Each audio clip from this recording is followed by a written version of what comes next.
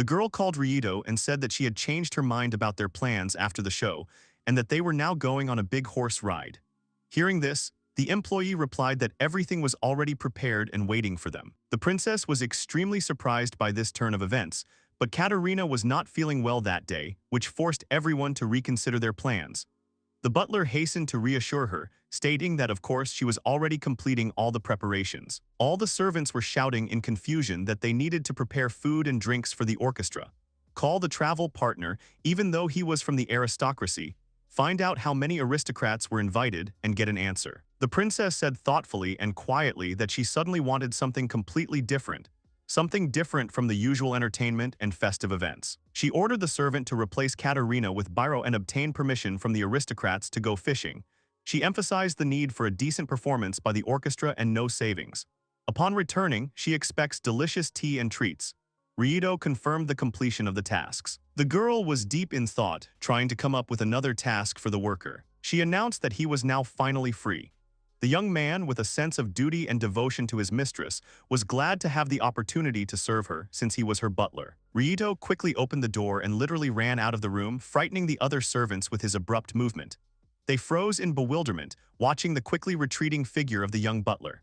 The atmosphere in the room instantly changed, and a tense silence hung in the air. Entering the next room, the boy slammed the massive wooden door shut, blocking out the outside noise. Finding himself isolated, he sighed in relief, leaning his back against the wall. Allowing himself to loosen his control, the young man closed his eyes, regaining his breathing and balance. A young man standing in a room of the royal castle suddenly shouted with all his might that he could no longer bear it. The tension had reached its limit, and it was impossible to live like this any longer. The thunderous sound cut through the space, spreading far beyond the rooms and passages. He was tired of the fact that the mistress's demands changed unpredictably depending on her mood. The number of tasks became more and more mockingly greater, and the punishments for failure to complete them were severe. Reduction in salary and vacation. Deep inside, there was one single conclusion growing in his head. He needed to act urgently to flee, otherwise the consequences would be irreversible. The thought of escape became an obsession, the only way out of the vicious circle of suffering and humiliation. Although many years had passed since he was unexpectedly taken from the orphanage straight to the palace, the young man often mentally returned to those memorable events. At first, the service in the palace seemed pleasant and understandable. Daily classes were fun and relaxed, allowing one to get used to the new space without any particular difficulties. Around that time, the transformation of an ordinary worker into a personal butler of a famous person gradually began. Habits, interests, priorities changed.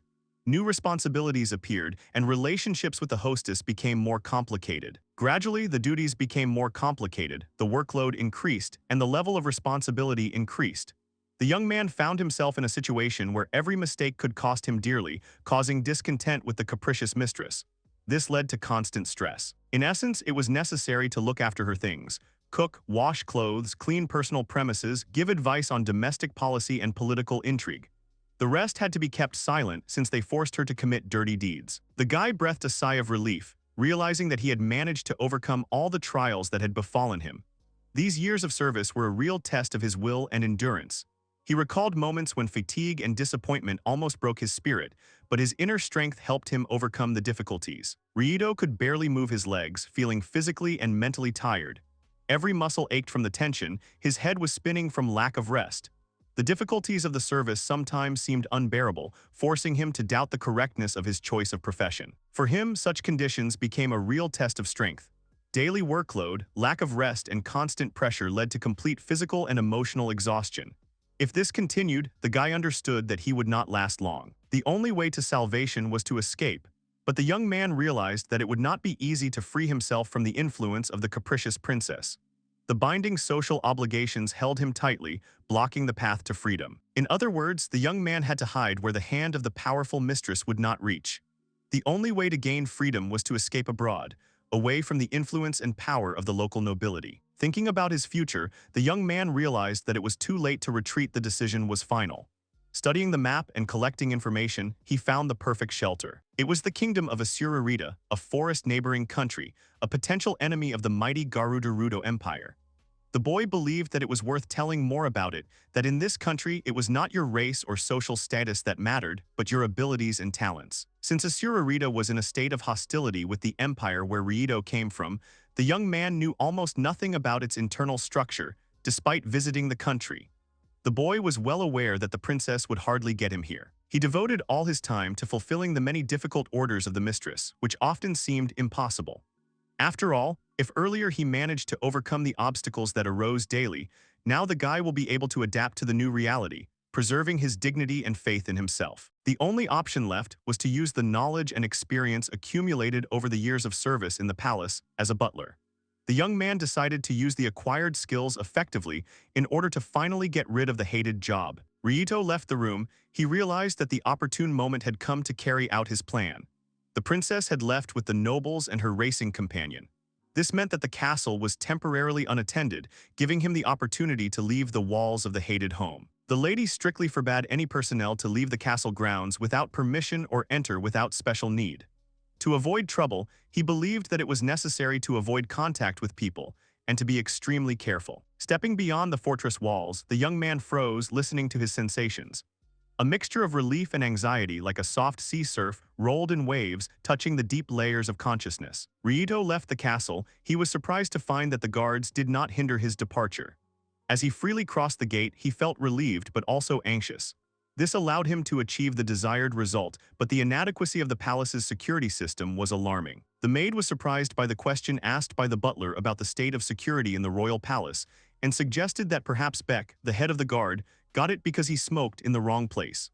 The young man concluded that the head of the guard skipped duty and preferred to rest. Another servant, when asked about the guard responsible for identifying dark mage invaders, replied that a week ago, the new guard who replaced the previous one rebelled due to the lack of instructions. Ryuto concluded that if he raised the alarm now, there would be no reaction. Then he approached another guard, asking if he was responsible for guarding the garden at this time of day. He received the answer that the person responsible for guarding the garden at this time was Beck, but no one knew where he was. The butler thought that this Beck definitely needed to be fired. The young man could not even imagine that the guards had degraded to such an extent in a short period of time. Moreover, if the enemies decided to attack now, the castle would have to be defended by its own forces, since the officially appointed guards would simply not be there. The young man is deep in thought, imagining possible scenarios for how events will develop after his departure, not understanding what will happen to the castle's security if he leaves his position. The boy's thoughts turned to the next important question. What would happen if the entire castle was in mortal danger and he himself was not nearby? Then he remembered the words of the princess, who claimed that even Minata, who was responsible for security, did not care about defense and asked not to blame others but to continue working. She herself did not understand the issues of defense, believing that if the existing defense seemed insufficient, he would correct the situation. The young man shuddered as he realized the meaning of what was said. The lady's frivolous attitude towards security issues shocked him.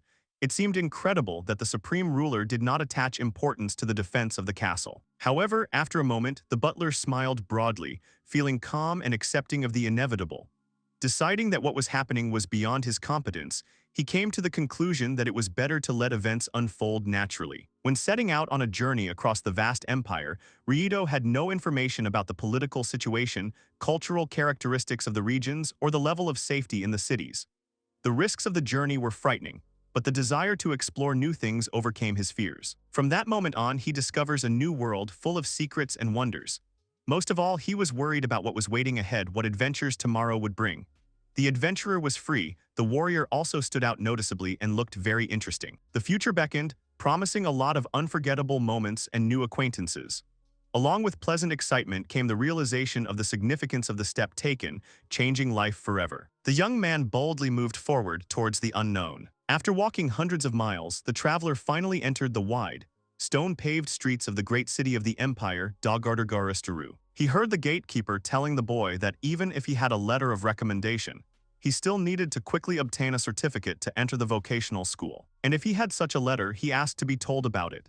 The young man introduced himself as Owen Rich, profession adventurer, and asked in bewilderment whether he was really so hard to see. Ryuto thought that his frankness was quite natural, considering the mass of existing problems, and remembered the conversation he had heard earlier about the letter required for admission to a vocational school. Garastara has numerous vocational schools offering training in various fields. Graduates from these schools are highly respected and hold prestigious positions. The young man cautiously approached the respected gentleman with a request to create and sign a letter of recommendation.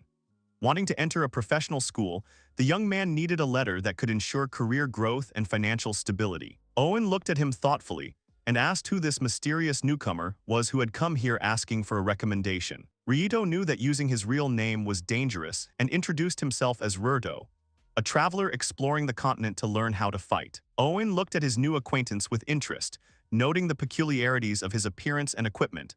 The way the young man was dressed seemed rather unusual to him for a real traveler. The gatekeeper explained that it was normal for applicants to have no letters. Schools educate people for the empire. Letters of recommendation or diplomas serve as a pass for those wishing to enroll, even if they do not have citizenship. And they are given only to those who are worth paying attention to. He asked the new recruits if they wanted to become adventurers or warriors. To get a recommendation, they had to be either a soldier or have special skills. Otherwise, without the appropriate abilities, the recommendation would be difficult to obtain. Lost in his memories, Rurto mentally returned to his years of service in the palace, going over the events, meetings, and trials. Memories of caring for the princess, participating in important events, and mastering the art of communicating with high-ranking officials filled his heart with pride and warmth. In the kingdom, he won a tournament for those who have no special talents. Otherwise, the princess would hate him even more. In addition, it was said that a person's origin is hidden here so that he cannot be used here. The young man was at a loss as to what decision to make. Owen insistently asked him to briefly express the gatekeeper's doubts about their fighting qualities. Showing his carelessness with weapons, the boy theatrically swung his huge sword, almost hitting the guy standing next to him. The playful demonstration created an ominous atmosphere, making the gatekeeper feel hostile. Thus, Rurto could demonstrate his strength. Owen declared that if he defeated him in a duel, he would receive a recommendation and asked the guard's opinion. For some time, the hesitant gatekeeper carefully indicated his position, expressing caution and prudence. But the impatient youth resolutely insisted on holding a duel, assuring everyone of his readiness to win and receive a well-deserved reward. During the preparation for the fight, Rurto asked his opponent to recite a prayer to ensure a vacant room in the hospital. The humorous remark, delivered with a gentle smile, caught his interlocutor off guard, making him appear fearless. The guy continued, adding that no one knows who will win, and reminded the old adage that if you don't try, you'll never know.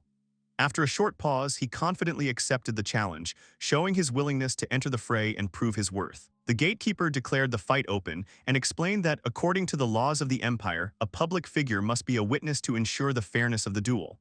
Since this was a mock fight, an ordinary guard of the walls and gates would take over the supervision. Having announced the rules, he declared that the duel was about to begin. Owen looked seriously at his opponent and asked him not to disappoint him, expressing confidence that the fight would go quickly. Rurto said that he would try to live up to expectations and not disappoint. The admission that the opponent was incredibly strong-willed and embodied the image of a true adventurer gave a little uncertainty. The opponent was a strong and skilled opponent with many years of combat experience. The young man had to mobilize all his strength to confront this master. The fight would require maximum concentration, precise calculation, and virtuoso use of weapons. Owen loudly announced that the fight was about to begin. Immediately after the start of the duel was announced, he suddenly rushed forward, making a powerful chopping blow from top to bottom. The blade cut through the air with a cutting sound, aiming straight at the opponent's shoulder. The gatekeeper watched the dynamic fight closely, periodically jumping up in surprise. The power and speed of the fighter's strikes exceeded his expectations, demonstrating a high level of physical training and strategic thinking. Owen noticed that the blow missed its target, causing no significant harm to the opponent. Rurto reacted to the attack instantly, seeing the blade approaching from under his half-closed eyelids. With one powerful leap to the left, he avoided the trajectory of the blow, allowing the weapon to glide past his shoulder. Owen noted that the young man was doing a good job of dodging the blows. The young man himself understood that the shock wave had torn his clothes, but the enemy was not using magic to strengthen his attacks. In other words, he relies solely on brute physical force, without resorting to magic or clever tactics. The enemy has decided that he has had enough of giving in. Owen went on the offensive, methodically delivering a series of fast, powerful punches, moving smoothly and confidently, each movement following a technique honed over the years that allowed him to maintain energy and precision over a long period of time. Rurto knew that his opponent had great strength and experience, but despite this, none of his blows hit their target. Each attack flew past, only lightly touching his clothes. Owen glanced at his younger opponent with irritation, feeling his irritation growing. How many times had he delivered powerful blows designed to hit the target, but each time the latter managed to dodge the attack? He shouted that although Ruto was good at dodging, it did not prove his strength. Owen was convinced that the young man was afraid and urged him to demonstrate true strength and skill. Ruto advised to watch his actions, demonstrating complete control of the situation. He masterfully dodged the blows. His body was filled with magical energy, gently pulsating and shimmering with a white glow. Filled with energy, the young man suddenly went on the offensive, unleashing a rapid series of attacking combinations. Owen was amazed by such power. Ruto's blows became faster and more precise, covering the enemy's body with a network of small wounds and scratches. He accurately knocked the sword from the weakened fingers of his opponent. At this time, the gatekeeper loudly announced the end of the duel, asking both fighters to remain motionless. The tension reached its peak when the young man delivered the finishing blow, putting all his strength and fury into it. There was a loud metallic ringing sound, accompanied by a flash of light marking the end of the duel. The gatekeeper angrily demanded that further use of the weapon be stopped, and that it be stopped immediately. Having won the battle, Ruto relaxed slightly, catching his breath and straightening out the folds of his clothes. He paid special attention to his tie, tightening the knot more neatly and symmetrically. The young man asked to be forgiven for ruining the princess's appearance, and then realized that he had almost let it slip, considering it a bad habit. Owen gave in, realizing that he shouldn't have tried to force his way through.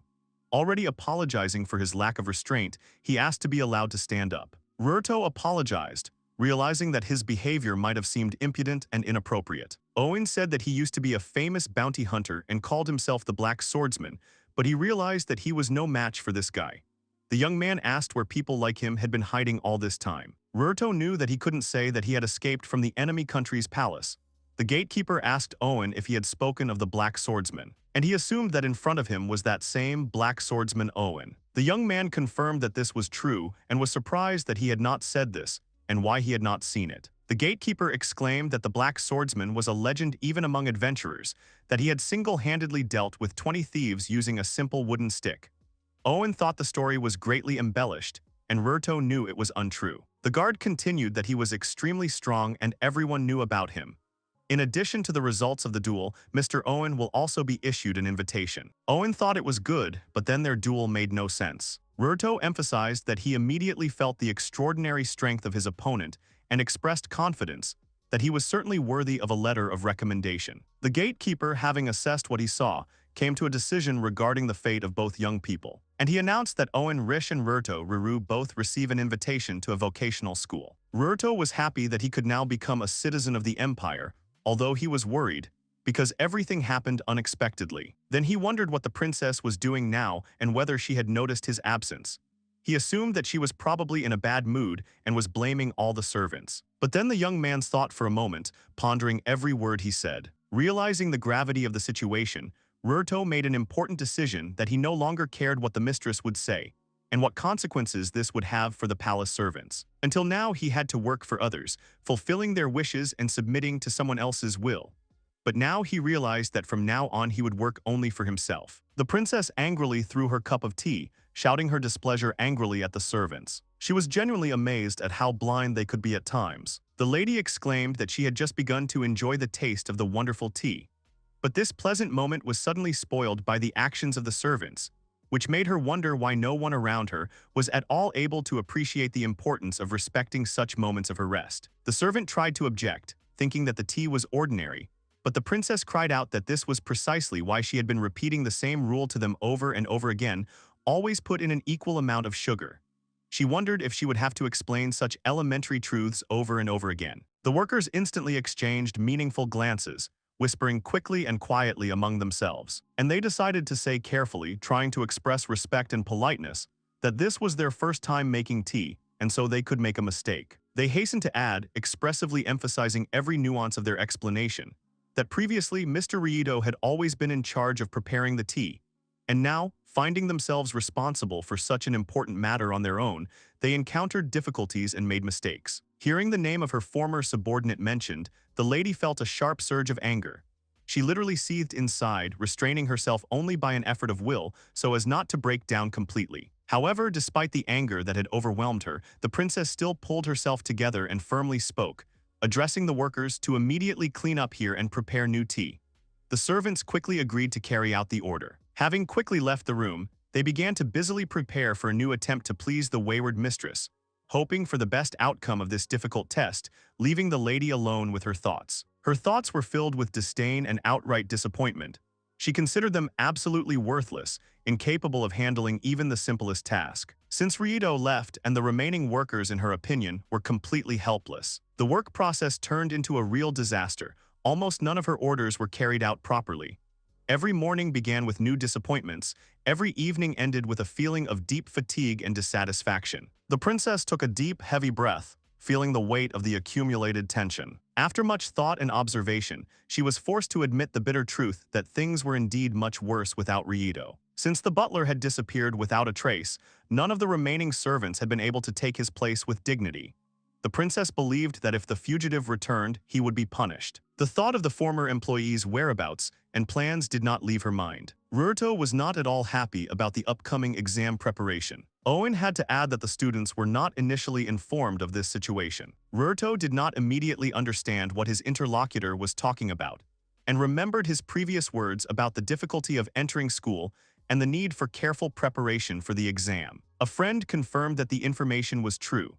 The second one added that there was only a week left before the entrance exam and was in shock, since there was very little time left for full preparation. Owen was of the opinion that the information was entirely true, since that was the version that the grandmother from the guild had presented. Ruto agreed because even though they had letters of recommendation, if they failed the entrance exam, all their efforts would be in vain. Owen loudly objected that this was not the problem, and he continued that he seemed to say that letters of recommendation are for people from other countries, so for them it is an admission. Also, to get in, you usually have to pass an exam. Entrance examinations are held approximately once every 6 months. The guy continued that to enroll in classes for warriors, you need to pass 2 exams, a written one to test your knowledge and a test of battle to test your strength. The comrade had proven his strength, but the problem arose with the written exam. Ruto confirmed that he had a poor understanding of internal affairs and was surprised to learn that this would also be tested in the exam. Owen added, emphasizing that it is the testing of theoretical knowledge that is the main part of the selection, because the school prepares useful specialists for the empire. Ruto was visibly deep in thought, concentrating on the information he had received. His face took on a thoughtful expression, his eyes dimmed, and his shoulders slumped slightly. Owen thought that the decision to take the exam had come at the wrong time, and suggested skipping it this time to prepare and try to pass it in 6 months. His friend categorically refused, claiming that it was necessary to take part in the exam immediately and begin active preparation. The comrade asked again in surprise, and the guy reaffirmed his intentions. Ruto stated decisively that they would pass the exam in exactly 1 week, and if they devoted every minute of the remaining time to this matter, everything would go smoothly. The friend supported the idea, agreeing with the need for urgent preparation. Owen first thought his friend was joking.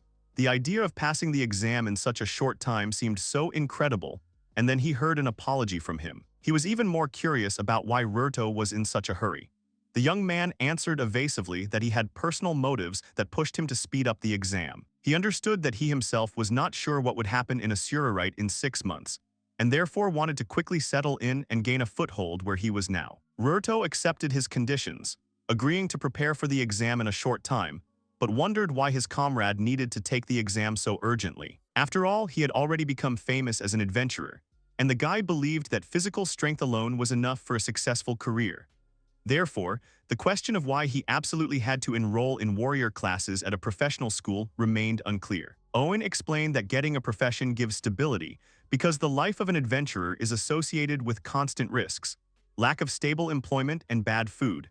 That is why it is better to try to enroll as soon as possible to avoid such a situation. Ruto was sincerely glad that his friend took care of all the necessary purchases for him, and explained in detail all the points that he did not know. Although the young man saw that his friend sometimes acted impulsively, thinking first and then drawing conclusions and correcting himself, he admitted that overall he was a great guy. Owen noticed that his friend's face now expressed a strange mixture of emotions, which was alarming and puzzling. But he immediately added that in any case there were only 2 days left until the exam. Ruto confirmed that yes, time was up and they had done everything possible. There was no point in preparing anymore and the preparation could be considered complete. 2 days later at the vocational school on the day of the exam, the attendant announced that there was an exam taking place, and that to enter, one had to go through the main gate. Ruto was deeply distressed by the realization that all his efforts had been in vain. He was upset, admitting that he had managed to read less than 70% of the proposed text. Owen was shocked by his comrade's words, barely holding back his emotions. After all, he had studied these 70 books for a whole week in the library, and before that the adventurer would hardly have believed in such a miracle of memory. But he saw with his own eyes how his friend turned the pages amazingly quickly and remembered the material almost verbatim. Ruto continued, explaining that he had wanted to study and memorize all the books beforehand, but now he realized that it was pointless. If he had been given 3 more days, perhaps he would have been able to complete what he had started. Owen asked his friend not to be discouraged, because he did everything he could. Before Ruto's eyes, all participants differed from each other in age. They represented different races and social strata of society. Owen explained that such diversity is an important part of the imperial tradition. The empire proclaims the equality of all its inhabitants, regardless of origin, status, or nationality. The only criteria for evaluation are the individual qualities and skills of the candidate. This is why people of all ages and social statuses flock here, including half-dragons as well as the poor. Suddenly a carriage appeared, attracting the attention of all those present. The participants began to look around, trying to examine the contents of the carriage and understand the significance of its appearance. The royal family came out of the carriage, which caused Ruto's astonishment. He expected to see something interesting, but the appearance of representatives of the highest authority exceeded all expectations. It was Her Highness, the second princess of Malaya, whose appearance stood out for its special beauty and nobility. The girl's hair shone with purity and elegance, perfectly styled in a hairstyle that emphasized her natural attractiveness and sophistication. Ruto came to the conclusion that, being a representative of the royal family, the girl looks rather reserved in appearance, but probably feels superior to everyone around her. This meeting reminded him of Kirika, a girl who had the title of princess. Although she was a representative of nobility, her actions and character caused negative associations. Ruto thought that if Kirikou had behaved more kindly and respectfully, her service would have been much easier. And then he didn't understand what they were talking about, because it wasn't connected in any way.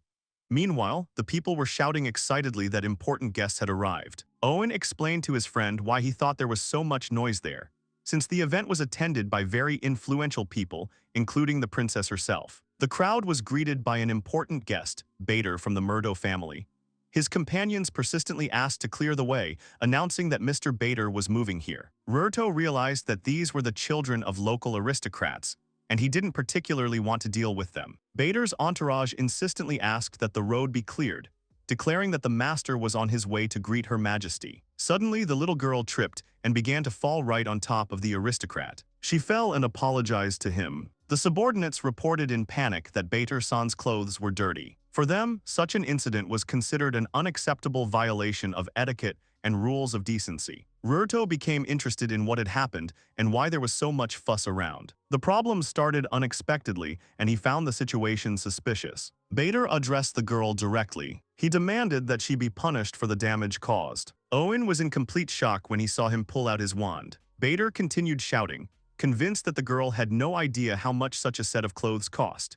He emphasized that the jacket alone was valued so highly that ordinary people could only dream of having such money. Thus, she dared to stain expensive clothes, and the master insisted that she understand that such offenses should not go unpunished. The subordinates fully supported the owner's position, confirming the validity of his demands. Despite the excited state caused by Bader's speech, Ruto internally doubted the high cost of the suit. Seeing the aristocrat's rage, he would not be surprised if he decided to resort to using magic. The girl humbly asked for forgiveness and tried to explain her point of view. She was genuinely surprised by the inflated estimates of the cost of the clothes, as she did not think that they were so expensive, and wondered why the gentleman exaggerated so much. Bader shouted in anger that the girl must immediately pay with her life for her rudeness. The young people reacted instantly to the threat, rushing to her defense. Ruto knew that his opponent did not have any outstanding strength, but events were unfolding too quickly, and his friends barely had time to react. The girl unexpectedly revealed her hidden abilities,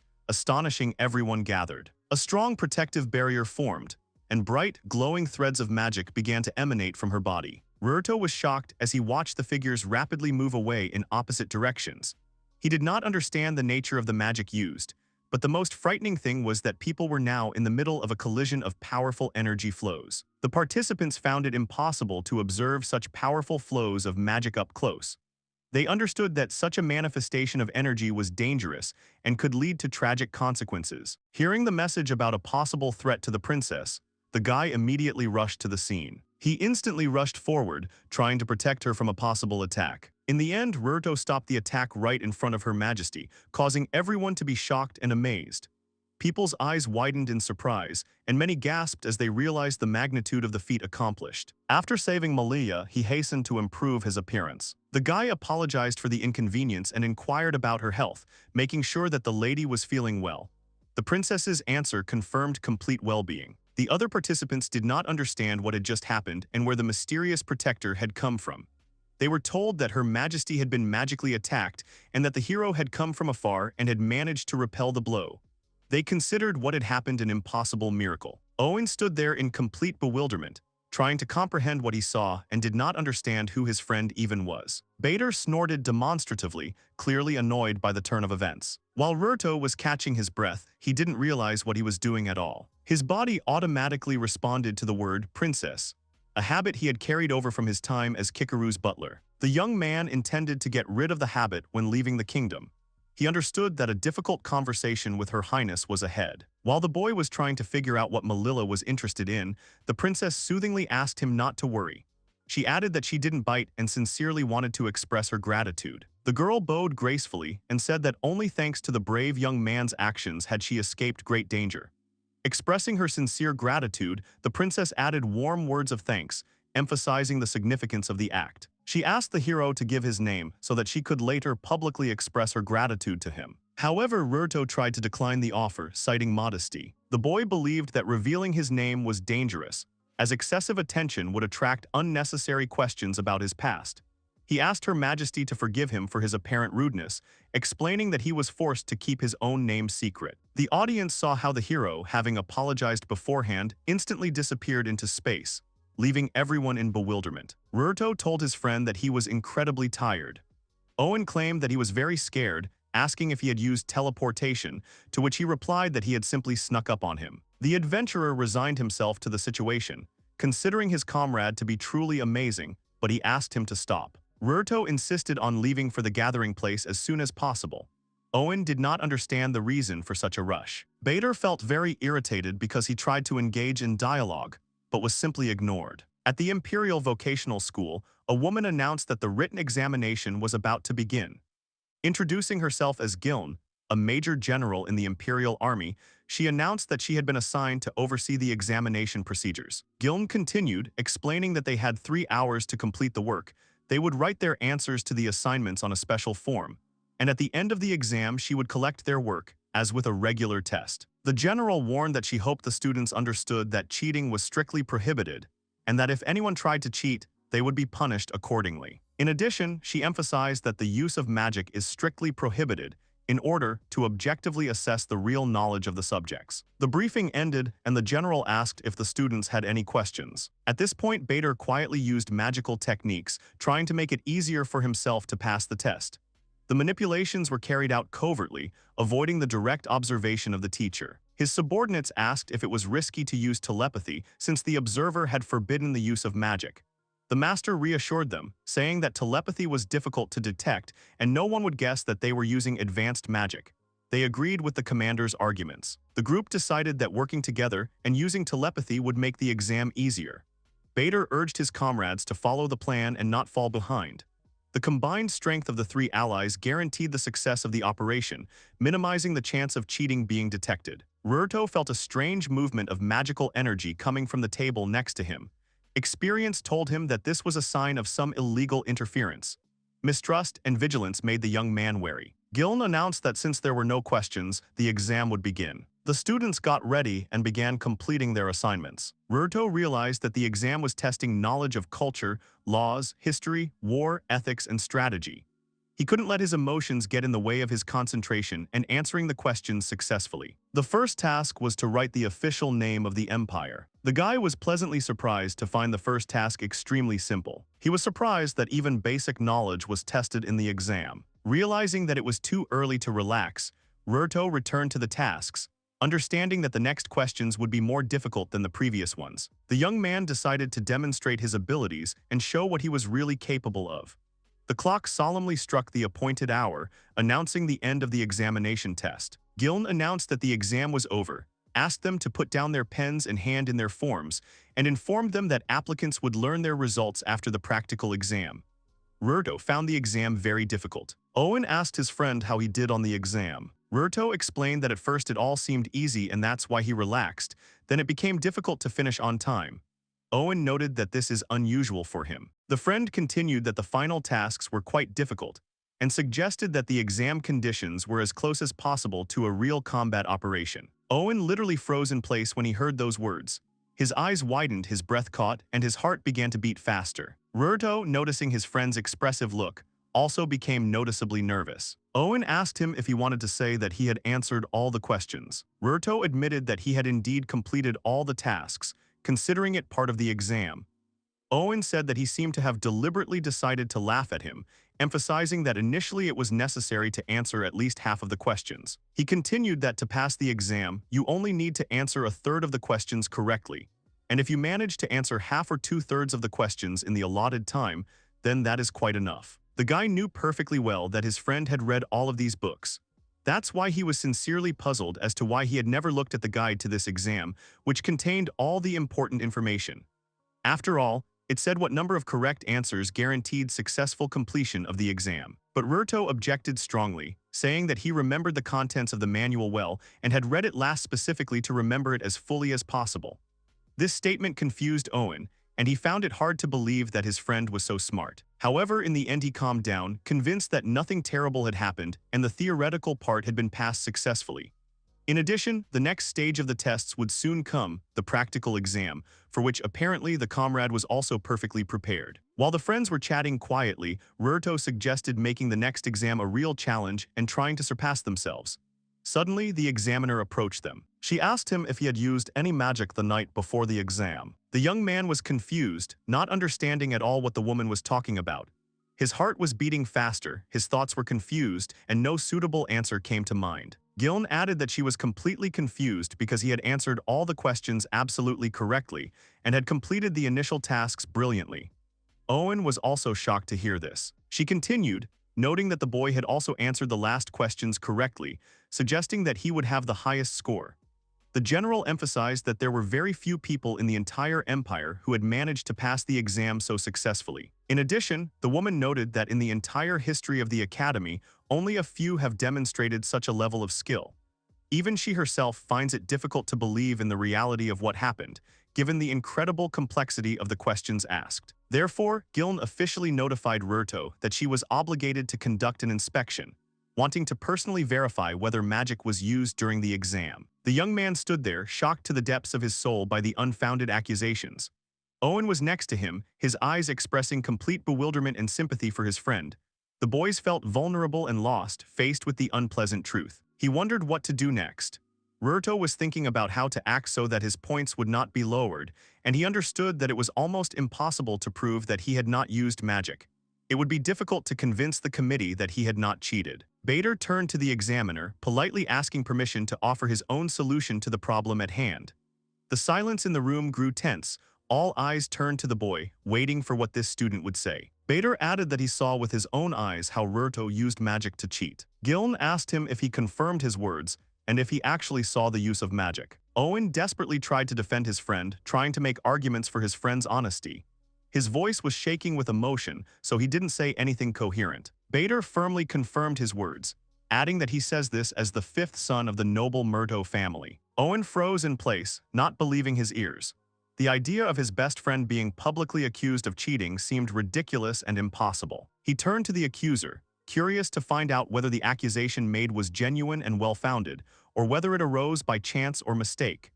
This question reflected a deep distrust of the statement heard, showing a desire to understand the truth of the incident. Bader replied that he was absolutely serious in his statement, and they could confirm that there was no mistake.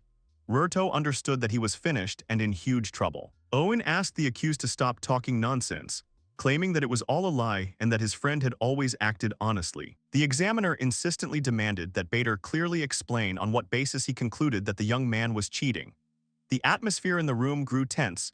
Everyone was waiting for the outcome, realizing that Rurto's fate depended on the credibility of the witness's testimony. Bader chuckled and remembered that Giln herself had said that it was impossible to pass this exam with a perfect score.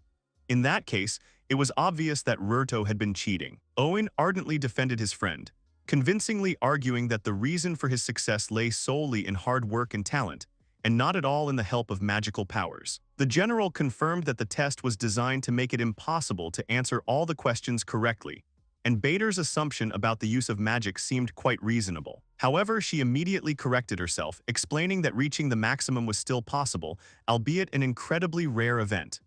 Rurto noticeably cheered up, hearing this important remark, gaining hope for a favorable outcome of the investigation. The woman added that in the past there had been cases where individual students had given correct answers to all the questions on the exam, demonstrating exceptional ability and diligence. Since the founding of the academy, the number of such outstanding personalities has been insignificant.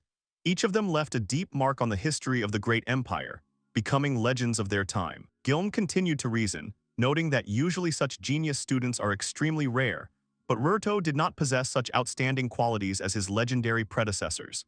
The examiner realized that she had rushed to conclusions, and now she might have to reconsider her opinion. She warned Bader, reminding him of the reference to his family tree, and expressed the hope that the young man would remain true to his word, for to renounce it would mean shame for the entire family. Bader confirmed that he would not renounce his words. The woman carefully analyzed his arguments, comparing the facts and listening to the opinions of the parties. Having weighed all the circumstances, she came to a conclusion. Giln tactfully invited Rurto to a private meeting, intending to objectively assess his abilities. Feeling guilty for the suspicions that had arisen, she sincerely apologized to the young man for the inconvenience caused. And she added that after various studies, another exam would be held. Rurto agreed and realized that he was in trouble and was hesitant about keeping calm. Her Majesty addressed those around her politely, but with a hint of authority, inviting them to wait before drawing conclusions. Everyone immediately turned to look at her, and she, like Malia Lila Gwastard, said that she would like to say something if the general would allow her. The woman allowed her to speak, acknowledging that her opinion was important. The girl openly defended Rurto, solemnly assuring the examiner that the young student was pure of heart and not involved in the use of prohibited methods. Rurto froze in place, shocked by the girl's unexpected statement. Bader stood motionless, shocked and confused. He did not understand why Malia was defending the boy, since her testimony could destroy his own position. He was about to dispute the statement, but suddenly he stopped, overwhelmed by the sudden realization that he might be wrong. His lips continued to move silently, the words caught in his throat, creating a painful feeling of shame and guilt. The girl gently asked what he wanted to say, receiving a laconic answer that nothing. Heated and furious, Bader shouted loudly that, as the fifth representative of the glorious Mert family, he personally witnessed Rurto resort to magic to illegally gain an advantage in the exam. The princess confirmed with icy certainty that the story she had told sounded familiar and matched the popular rumors. The cold glint in the princess's eyes warned of severe consequences if the evidence was insufficient. Bader did not understand why Her Majesty was then defending the alleged offender. The general urged him to calm down and listen to her explanation, but Bader's excitement had reached its peak, and he continued to passionately try to get a remark in, ignoring calls for order. When he asked why, Malia replied that she saw it through magic. The entire audience stood frozen in awe, exchanging frightened glances. Giln explained that Her Highness was an excellent magician. For this ability, the princess was assigned to monitor the abuse of magic, and during the exam she monitored magic, recording those who used it. Malia explained that representatives of families that have demonstrated outstanding success in the study of magic are exempt from participating in this exam. She came to this exam despite belonging to the imperial family. She wondered if she looked helpless, to which Bader hesitantly answered in the negative. He vigorously denied what he had seen, claiming that he did not recall such an incident and admitted the possibility of error, suggesting a possible delusion or accidental confusion. Malia categorically rejected the doubts, confirming that the detection of magic clearly revealed his magical powers, eliminating any possibility of error. Bader refused to believe what he heard, internally resisting the obviousness of the fact and considering it possible that there might be a flaw in the girl's magic. She asked him knowingly if he wanted to repeat the experiment an unlimited number of times, emphasizing the invariability of the result, no matter how many times it was tested. Bader rushed to object impulsively, trying to restore his lost reputation. But he was interrupted by a sharp shout, ordering him to shut up immediately, adding that there were no buts. Malia firmly stated that there was no point in making excuses for trying to cheat on the exam, since the evidence had already been obtained and confirmed by reliable observation methods. She categorically stated that the 3 candidates would be immediately disqualified from further qualifying tests, forever losing the right to apply for high ranks. The examiner looked sadly at the young men, sighing heavily.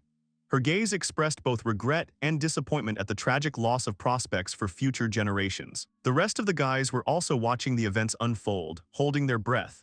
The mood in the audience became tense, the atmosphere was thick with tension and anxiety. Bader's subordinates hurriedly appealed to him with a request to take urgent steps, because the situation was rapidly deteriorating. People were in a state of deep confusion, not knowing what actions to take to correct the catastrophic situation. Their master was visibly angry, his anger distorting his face, giving him a frightening appearance. The princess watched his emotional state carefully, then asked if he had any additional comments or objections that could affect the course of the matter. Bader growled in rage that the accusations were slander, defaming the honor and dignity of his family. The blood pulsed in his veins, his body tensed, his muscles cramped, his breathing quickened, turning ordinary conversation into a stormy stream of incoherent curses. He shouted that simply based on the results of Rurto's work, he considered his success impossible and believed that he could not be wrong in his arguments. Bader continued to argue excitedly that all the participants in the trial had conspired to humiliate him. According to him, this was an open insult, as a result of which he had no other way but to defend his honor. The tension of the situation reached a critical point when he made the fateful decision to prove his innocence on his own. The princess looked at him intently, at a loss to guess what strategy of behavior would emerge next. Burning with a thirst for justice, Bader officially announced that he was challenging Rurto to a duel, designed to determine the true winner in an intellectual competition. The announcement of the duel caused a real furor among the listeners. All those present froze in tension, turning pale from fear and excitement. The gentleman demanded silence, firmly declaring that he was not going to give in and would prove the falsity of the accusations by any means necessary, restoring the honor of his name. Rurto stood motionless like a statue, his gaze directed over the heads of the students crowded around him. He looked around in confusion, not understanding why his perfect life had collapsed into an abyss of accusations. A duel is an ancient custom introduced by aristocrats to determine a winner. Both participants put their family honor on the line, after which the decisive battle begins. The real battle is fought to the bitter end. The strong remain, the weak leave. If one of the participants is from a military family, a system is used to maintain the balance of power. Rurto knew the rules of the duel very well, as he had recently successfully passed a difficult exam on the history of the country's traditions and customs. The knowledge he had gained helped him understand the essence of the ritual and prepare himself mentally for a potential clash. Despite his knowledge of historical foundations, he realized that the old times had long since passed, leaving only the memory of the great legacy of his ancestors. Malia explained that it had been 100 years since the last official duel. The opponents often had different skill levels, and the duels were very risky, which was a problem. Laws gradually developed and a judicial system emerged, so duels are no longer practiced. She explained that duels were originally intended exclusively for members of the upper class, ensuring the maintenance of order and honor among the nobility. The princess rightly pointed out that Rurto did not belong to any noble family, and therefore had no right to participate in the traditional duel, which was a privilege reserved exclusively for titled persons. Malia believed that a challenge to a duel would not ease the pain of defeat and regarded Bader's actions as an overly selfish act of revenge. Bader himself took the criticism indifferently, confident in the correctness of his chosen path to restore honor. The history of duels was of no importance to him, since the consent of both parties was considered a prerequisite, and any disagreements concerned only the opponents. Bader boldly challenged Rurto to a fair fight, promising to publicly admit his opponent's innocence if the latter won. He issued an ultimatum that if he won, his opponent must publicly admit the crime and voluntarily leave the state. The crowd froze in shock, their gazes fixed on the participants in the drama. The quiet noise grew into a deep silence, broken only by the rapid beating of hearts. Owen snorted in disdain, considering the proposal pure madness, but Rurto unexpectedly supported the idea, announcing his agreement to accept the terms of the duel. He dismissively called his opponent a weakling, publicly declaring his acceptance of the challenge. His expression turned steely and his voice became firmer and stronger, demonstrating his readiness to fight to the end. Owen cried out in amazement, astonished by his friend's audacity, specifying that duels had been formally abolished but were still in effect and that defeat meant exile. He wondered if his friend didn't understand that. Ruto smiled warmly, glad of his friend's concern, but reminded him that the cause of all the troubles was the suspicion of cheating, which he himself provoked. Instead of making excuses, the young man chose to honestly look reality in the eye, accepting responsibility for what happened. Owen sighed heavily, reluctantly agreeing with his friend's arguments. Giln worriedly asked if he was sure of his decision, since if he lost, he would be punished for a crime he did not commit. Ruto assured her that it was okay, since he had already caused her and the princess a lot of trouble, and it would be worse if she interfered again. Moreover, he emphasized that he had no desire to fail. Deep down, he firmly believed in his luck and skill, preparing himself for an uncompromising fight to regain his lost reputation. The general noted that his refusal to try to justify himself was evidence of his firm intention to fight to the end. The woman understood that it was now practically impossible to stop the process, and the matter would take an uncontrollable turn. Giln categorically forbade the killing of opponents, allowing only a symbolic duel, the winner of which must be determined according to the established rules of the tournament. The rules required the identification of a clear leader who could undoubtedly gain the upper hand over his opponent. The general made it clear that no compromise or truce was envisaged. The duel must identify the strongest. Her voice was firm and clear, and she said, considering the circumstances, would he agree to follow the terms of their agreement? The pause dragged on, the audience waiting for an answer, each holding their breath, realizing the magnitude of the test ahead. This meant that the final duel would take place at the next practical exam, where the students would demonstrate their fighting skills and combat tactics. Only there, as part of the training event, was it allowed to hold an official duel aimed at identifying the strongest. This news left everyone in a state of shock. Those present looked at her silently, not believing their ears. Only Ruto remained deathly silent, staring at his interlocutor, trying to understand what awaited him ahead. The young man's fate hung in the balance, and his future depended on defeating his rival. He was confused, not understanding the essence of what was happening. A duel in practice seemed absurd, because the educational process was based on the development of skills and not on the manifestation of aggression. Meanwhile, Malia supported the proposal, explaining that the test would be a kind of exam. According to the princess, the inclusion of a duel in the exam program allowed the formalities of the educational process to be observed, giving the event an official character. Such a measure guaranteed compliance with the regulations and prevented the violation of established norms of student behavior. The girl sincerely believed that the students would be treated with equal respect during the exam, regardless of their origin or status. For her, such a practice was a guarantee of fairness and transparency of the assessment procedure. She asked Ruto if he had changed his mind and was told no. Giln turned to Bader, asking his opinion, and heard a calm answer that he saw no reason to object. The entire audience watched the dialogue tensely, realizing that any change in the conditions could change the outcome of the duel. Thus, all preliminary agreements and conditions of the future fight were established and accepted by the parties. The participants decided to move on, focusing on preparation for the important event. Giln decreed that the unofficial duel would take place during the practical exam to test candidates' readiness to become junior officers. She decided to explain the structure of the exam again, focusing on the key stages. The rules of the competition are very simple. 2 opponents enter the arena. They are given exactly 20 minutes to demonstrate their best martial arts skills. The winner is the one who first lands a precise blow, knocking the opponent out of action. Each participant in the exam takes part in a training fight in an arena, fenced with a barrier and protective magic. To avoid injuries, protective spells are in effect in the arena. Additionally, to ensure safety and scoring, each pair is assigned a separate teacher. Bader explained to Ruto that a staged duel was planned, and praised the Major General for the originality of the idea. Since the event was held under the close attention of numerous observers, the chances of fraud were reduced to a minimum. Any violation would lead to immediate exposure and severe punishment. Bader sarcastically told Ruto that he did not understand why the princess liked him, but now that would come to an end. There was undisguised hatred in his voice. Outraged and hurt, he made a firm decision to reveal his potential, make his enemy forget about his misdeed and praise his talents. From the first meeting, Bader felt a strong antipathy towards Ruto, considering him an upstart and an imposter. Envy and jealousy pushed him to dangerous actions, giving birth to a crazy idea to destroy his competitor and turn his ambitious plans into dust. Giln addressed the examinees, making sure everyone was ready, and solemnly spoke the key words beginning the test.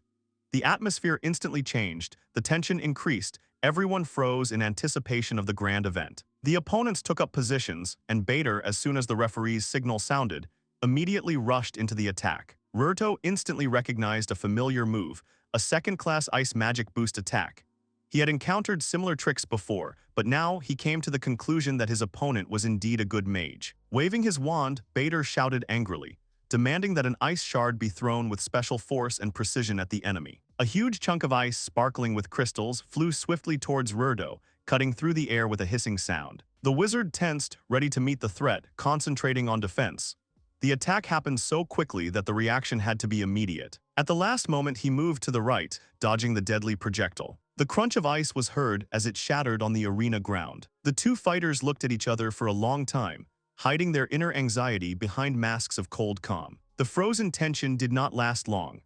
Bader was the first to break down, letting out a short laugh that sounded like the creaking of a rusty mechanism. He carefully studied the enemy's behavior, highly appreciating the speed of reactions and the agility of maneuvers.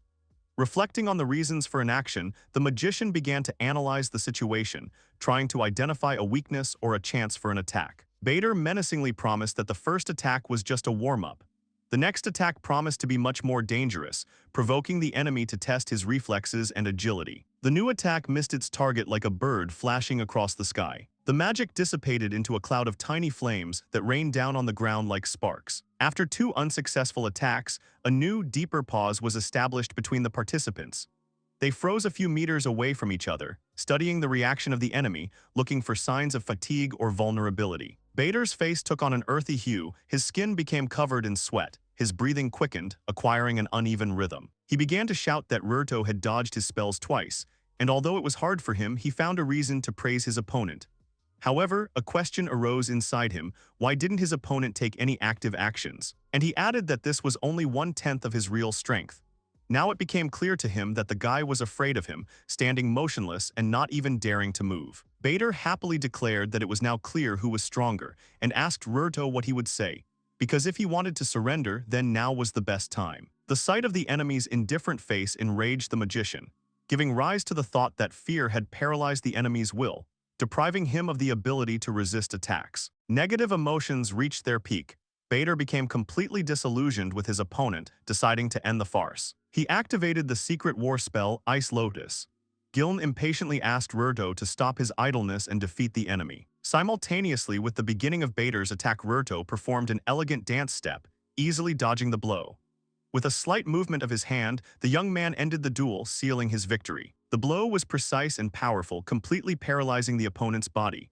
He fell to his knees, gasping for air, unable to control his limbs.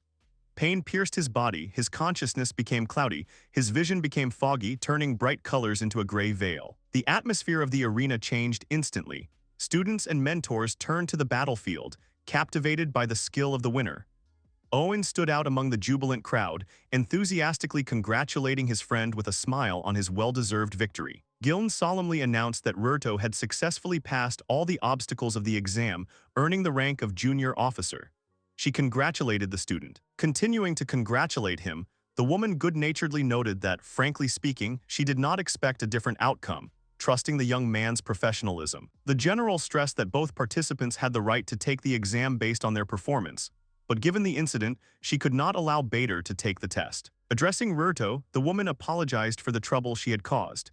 Emotionally moved, she emphasized that he had once again managed to prove his innocence, rising above all doubts and accusations. Owen watched his friend's behavior with interest, discovering that in the midst of the general bustle the fight had already ended, and his opponent was worried about the condition of his master. Having realized the real picture of what was happening, the young man decided with relief that now he could not hold back his strength. The servant reported that their agent had sent an important report. Kirikou was glad that she had finally found it. She realized where Riito was now. The princess met the boy about 10 years ago when she moved to live in an orphanage. It was there that they began communicating with each other. Riito approached his grandmother and said that he would take everything back to its place. The kind woman, smiling tenderly, thanked him for his help, proud of his growing up and independence. The adults, with a gentle smile and warmth in their hearts, admired the actions of the little helper, who happily carried out the grandmother's instructions. Their looks expressed pride and love, filling the spacious living room with the light of home warmth and mutual understanding. Mr. Brain spoke highly of him, emphasizing his incredible work ethic and discipline. He noted Ryito's unusual maturity and efficiency, wondering if the boy was always so active. The grandmother took the remark as, roughly speaking, considering herself his assistant now, rather than him hers. She noted that the boy has to perform many duties: cleaning the premises, washing clothes, making up the menu, caring for the plants, putting the children to bed, inspecting the territory and equipment, delivering goods to the administration. The interlocutor admired the teenager's ability to work. The grandmother proudly reported that the afternoon tea that delighted the man was also collected and brewed by a little helper. The discovery amazed the visitor. The child combined the duties of a gardener, cleaner, cook, and organizer of leisure, while remaining cheerful and active. Wanting to clarify, the woman tried to add details to the story, but Kirikou, tired of discussing children's duties, quietly left, heading to the toilet to take a break from the adult conversation. The girl stopped near the door of the next room, feeling an irresistible curiosity. As she passed the kitchen, she noticed Ryito busy with his work, carefully arranging the plates. The girl turned to him, trying to get his attention. He looked up and saw the princess coming in. Meeting this charming person was a real surprise for him. Ryito asked curiously if the girl had arrived alone without an escort. Kirikou confidently replied that everything was fine and that if she did not linger, she would not displease the escort. The girl stood motionless, studying the boy's face with attentive eyes. He stood motionless, looking at her, enchanted. Ryito quickly apologized to her, blushing and explaining that he was burning trash, which is why his clothes were dirty. The girl was surprised, thinking that he was doing ordinary cleaning. Having decided to clarify the situation, the princess carefully approached the boy and decided to ask if she could ask him a question, to which she received an affirmative answer. She looked at him carefully, then cautiously inquired about the reasons for his diligence. She wanted to understand what made him constantly work without rest or entertainment. Kirikou wondered in surprise if he was being threatened, trying to please his superiors, or just showing off his usefulness. Ryito quietly asked to stop asking questions. He didn't understand what she was talking about and thought the girl was talking too fast. If she meant help, then everything was fine. No one was threatening him, and he wasn't trying to prove anything to anyone. The boy helped people because he enjoyed the process. Simple words of gratitude served as the best reward. Working selflessly, he accumulated positive impressions, moving towards his main goal in life: to bring good to others. The princess opened her mouth vigorously, intending to express disagreement, but the words stuck in her throat. Her attempts to formulate a counterargument failed, leaving her in a state of complete confusion. She asked him if he was tired of the constant work, since she herself would have refused the imposed duties. Ryito thoughtfully explained that work was necessary for society, and someone had to take on the responsibilities. He was used to thinking about the needs of others without expecting rewards or recognition. Kirikou confirmed the boy's words, but emphasized that she herself was not obliged to do household chores, since this was the responsibility of adults.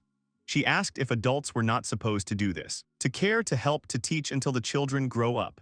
After all, in her opinion, the job of an adult is to be an example for the younger generation. At this time, Brain was actively looking for her, wondering where she had disappeared to. Ryito gently noted that the princess cared for adults, finding it paradoxical. His childish logic did not accept the division of responsibilities by age, considering helping a natural human trait, available to everyone regardless of life circumstances. However, the boy looked at the girl with admiration, enchanted by her. For Kirikou, on the contrary, this state of affairs seemed like a nightmare. He thought with admiration that the girl was undoubtedly smart, but he realized that he was far from such intelligence because she was a princess. She, hearing the compliment, coquettishly exclaimed that of course he was far from it with such a face, and asked him to move away so as not to stain her clothes with dirty hands. The boy asked her for forgiveness, explaining that he was simply nervous and needed to choose his words more carefully. Ryito explained that he had not considered the subtleties of social interactions, neglecting the nuances of etiquette and not thinking about the feelings of the interlocutor. His thinking remained primitive, focused on the simple transfer of information without taking into account the emotional background and context. One man once told him, "Become a good person." The man continued to give advice, instructing the boy to care not only for his loved ones, but also for strangers. According to his philosophy, by making others happy, a person receives personal happiness and inner satisfaction in return. These important words remained in Ryito's memory forever, even though the source of the saying had long been forgotten. The phrases, like a spell, guided the boy's life, reminding him of the need to share kindness and support others. That's why he put in the maximum effort, working and helping others. Kirikou understood the importance of what he said, but she did not understand what exactly he expected from her. She recognized the wisdom of the advice, but internally rejected it, considering it childish naivety to blindly trust simple truths. Admiring material wealth and power, the girl saw in the boy only a pitiful figure, incapable of comprehending the true pleasures of life. A strange sensation arose in her chest, disconcerting her. She could not explain the nature of these feelings that arose every time she looked at him. Kuriko froze in indecision, not understanding why her thoughts kept returning to Ryito. The mystery of his attractiveness bothered her, causing curiosity and a little anxiety. The door swung open and an agitated man rushed into the room, clutching his head. He was shouting for the princess. Little Kirikou looked at the approaching adult with bewilderment and slight irritation, feeling a restriction of freedom and an invasion of personal space. Brain shouted that he had searched for her and did not understand how she could leave without saying anything. He already thought that he would never find her. The girl asked him to leave her alone. Having finished his monologue, the man turned his gaze to the boy standing nearby, who gave him a wide smile. Brain smiled cautiously, deciding to change the subject. He kindly asked if he had heard the name of his new acquaintance correctly, Ryito Lilu. The boy smiled, realizing his mistake. He respectfully apologized for missing the introduction protocol. The kid was sincerely repentant, realizing the importance of maintaining decency and respect for elders. A second later, the man's expression changed, looking at the kid with suspicion. In a stern tone, he asked what they were doing together in the closed room. Ryito, understanding the guard's concerns, explained that they were just talking, not doing anything reprehensible. The stern guard increased the pressure, threatening unpleasant consequences for any attempts to violate security protocol. The threat sounded serious, causing the boy to feel uneasy and anxious. Kirikou resolutely declared that she intended to take the boy she liked to the palace, making him a permanent resident. Ryito froze, listening to the conversations, feeling anxiety creeping up on him. The prospect of moving to the palace frightened the boy, causing internal protest and doubt about his own future. Shocked by the news, the man raised his voice, trying to understand why the little princess suddenly wanted to adopt a stranger's child. His heart was beating faster. His breathing became intermittent. His brain was feverishly searching for a rational explanation for what was happening. The princess, having listened to his story, realized that the desire to help other people was his main character trait. She called him a weirdo who always strives to help others and offered a solution to the problem. The boy tried to justify himself and object, but the words stuck in his throat. After much deliberation, Kuriko made a decision that Ryito would become her personal assistant from today onwards. The girl smiled slyly, slightly squinting her blue eyes, and watched the boy's reaction with curiosity. The new duties frightened and excited him at the same time, and yet he was worried about his future service to the princess. The princess's offer pleasantly surprised Ryito, but inside he felt a little anxious. Moving to the palace meant a radical change in his usual way of life, a loss of independence and the comfort of his home. The boy was haunted by the fear of being superfluous and unnecessary. Over Kirik's shoulder, he noticed his grandmother smiling encouragingly from afar. She and the other children in the orphanage also looked at him with support, as if sending him good luck. His heart filled with warmth when he realized that his loved ones believed in him and supported him in his new endeavor. Feeling the support of his family and friends, the boy relaxed, freed from the burden of doubts and fears. The heaviness on his shoulders disappeared, his chest freely filled with air, his inner energy returned. The surrounding atmosphere of smiles and approval gave him confidence. Ryito collected his thoughts and nodded firmly, agreeing to become the princess's personal assistant. The new position promised interesting adventures and an introduction to the world of high officials and court intrigues. He sincerely thanked Kiriko for her trust, assured her and promised to try his best, from now on as her personal assistant. Having said this, the young man sighed with relief, feeling joy from his own courage and bravery. The girl thought the answer was excellent, said affably that she was welcome to the palace, and told Brain to show him around when he returned home. Ryito would rest today and would start work tomorrow morning. While the man agreed to carry out the order, she thought about what else she could come up with for the assistant's duties. Additional instructions included a morning greeting, followed by a detailed survey about sleep quality and bed comfort. The list of duties was supplemented by daily tea serving, timely provision of warm clothes in cool weather. The princess required constant attention and interest in her person, forcing the assistant to learn flexibility and adaptation. Kirikou stretched lazily, barely touching the edge of the curtain with her fingers, slightly pushing the fabric aside. Opening her eyes, the princess discovered that Ryito was missing. The room appeared before the girl's eyes, cold and empty, deprived of the presence of her beloved assistant. The absence of the usual sounds of footsteps and the noise of making a drink created the illusion of an abandoned space. The silence was oppressive, making her feel abandoned. Rage flared up in the princess's heart, instantly displacing the remnants of drowsiness. Kiriku's screams tore through the silence of the palace, her disgruntled tones echoing through the corridors. The word fool was directed at an absent assistant. Her heart was pounding wildly, distorting her face with anger and disappointment. The main character looks ahead in surprise. He gets up from his bed and asks himself if it is morning already. Someone approaches and addresses him. The protagonist turns to the person who approached him. The young man congratulates Ryito on waking up. The protagonist is happy about Avin's presence. The man, meanwhile, looks tired and slightly out of breath early in the morning. The man says that the main character's face shows that he thought he was lazy and wouldn't get up so early in the morning. The young man is surprised. He really didn't expect to wake up so early, especially after yesterday's tiring day. The man sees his reaction and says that he hit the nail on the head. The man says he is used to getting up early in the morning. He adds that this habit, dating back to his days as an adventurer, makes him feel energetic. However, he did not think that he would wake up and see the sleeping body of the protagonist. The young man laughs and says that he overslept a little today. He had a dream. It was a dream when he met Lady Princess Killick. He remembers her look, full of hope and sadness at the same time, as if she was carrying the weight of the whole world on her shoulders. The protagonist remembers his dream and asks himself, why did he dream it at all? It's been about a month since he left the kingdom, and he still can't forget about it. As if he has anything to regret. The man throws the protagonist some clothes and says that he has a very strange expression on his face. His thoughts are apparently reflected on his face, revealing his inner turmoil. The young man catches the robes. He must gather his thoughts and move on because new adventures and unknown lands await him. The man tells him that you are his new form. Classes start today. He asks if the protagonist has forgotten about it. He in turn looks at him with longing. The young man sighs. He puts on new clothes. The young man says that, of course, he hasn't forgotten about it. After all, his new life is just beginning and he's going to enjoy it to the fullest. There's genuine enthusiasm in his voice. He's ready to take on any challenge, ready to take risks and move forward regardless of obstacles. The man smirks at his words and his new life. He says that it's a bit of a stretch, although perhaps the protagonist is right. His smirk is ironic, but also shows a bit of respect for youthful ardor. The heroes decide to show what they are capable of. They are ready to prove to the world that they are capable of much, that a great future awaits them. Both characters headed to the educational institution. They entered spacious classrooms, where the protagonist was suddenly called out by a melodic female voice. The young man turned around and froze, seeing Her Majesty Melilia in front of him.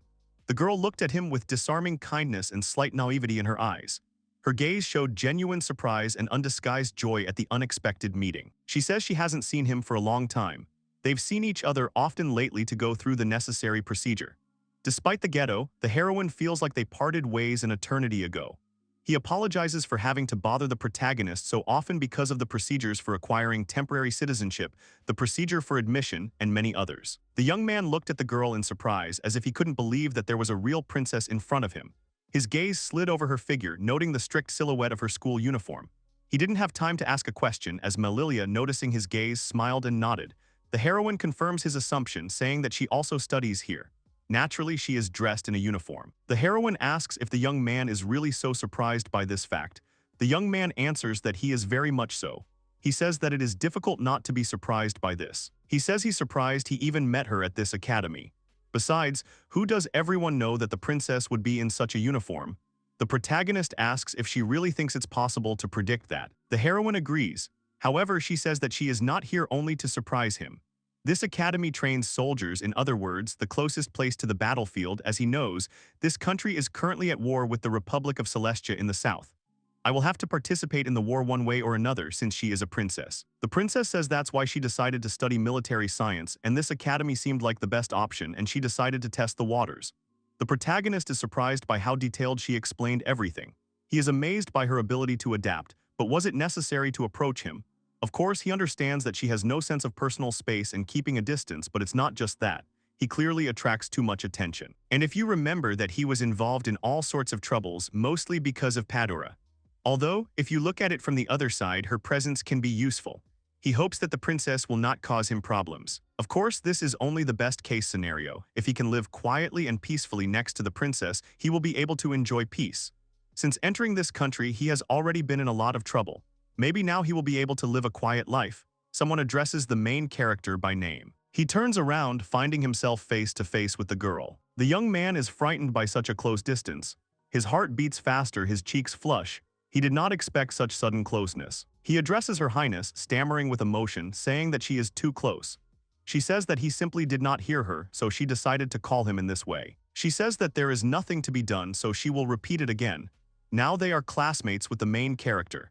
This means that they are on the same level. The heroine says that he must now address her as her, otherwise the girl will stop calling her simply Melilia. She clearly enjoys the protagonist's confusion. The young man is very nervous and says that it is impossible.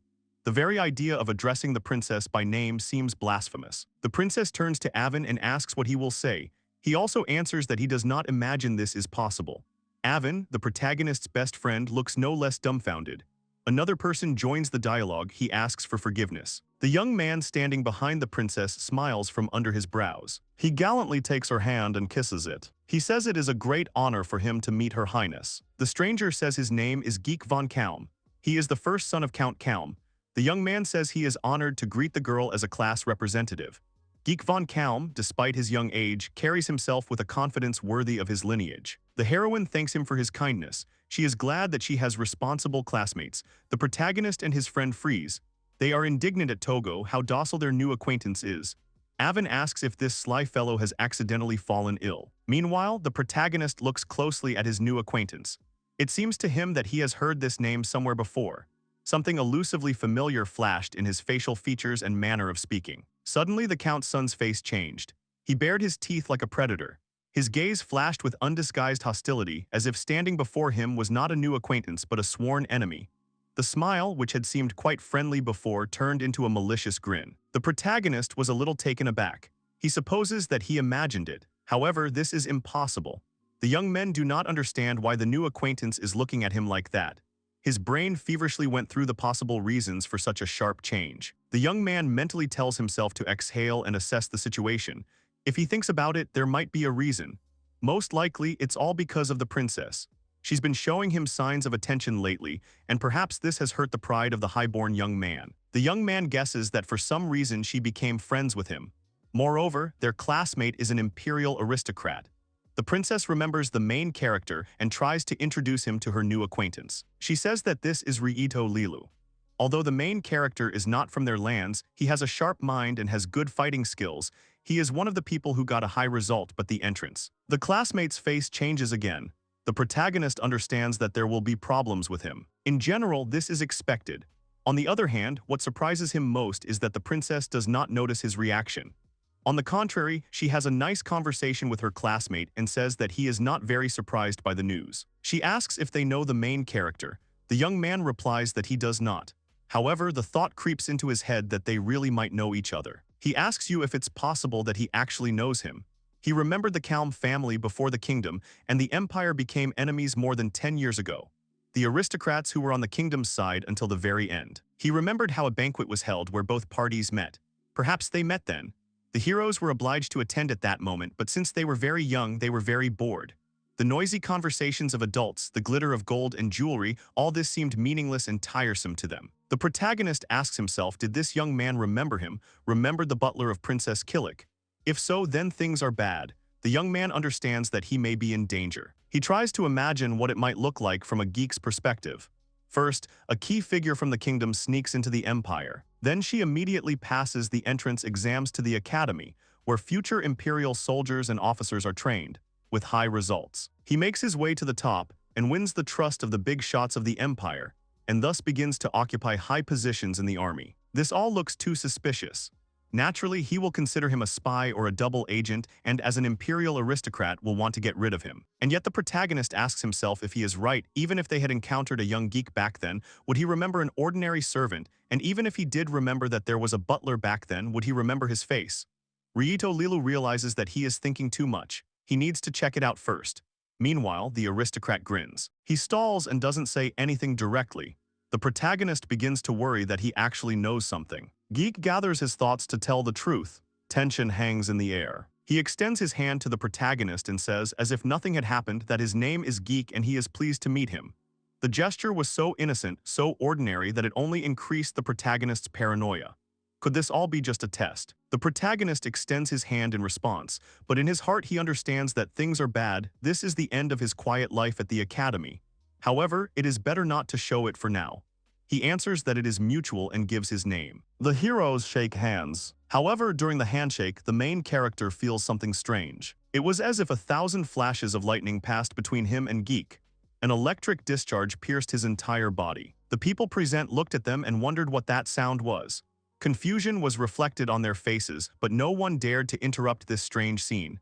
The atmosphere became tense. Ryuto and the stranger glared at each other like two predators ready to pounce in a deadly fight at any moment. The main character understands that what just happened was very dangerous. If he hadn't noticed, the geek could have killed him. He felt a sense of satisfaction that he had managed to block the magical attack. Another moment, and the discharge would have incinerated half of his body. Now there were no doubts left. The young man understood that now it was possible to make a final conclusion. The new acquaintance attacked first. He knew who Ryuto Lila was and decided that he was a spy or double agent who posed a threat. In this situation, elimination was the easiest solution. This meant serious complications.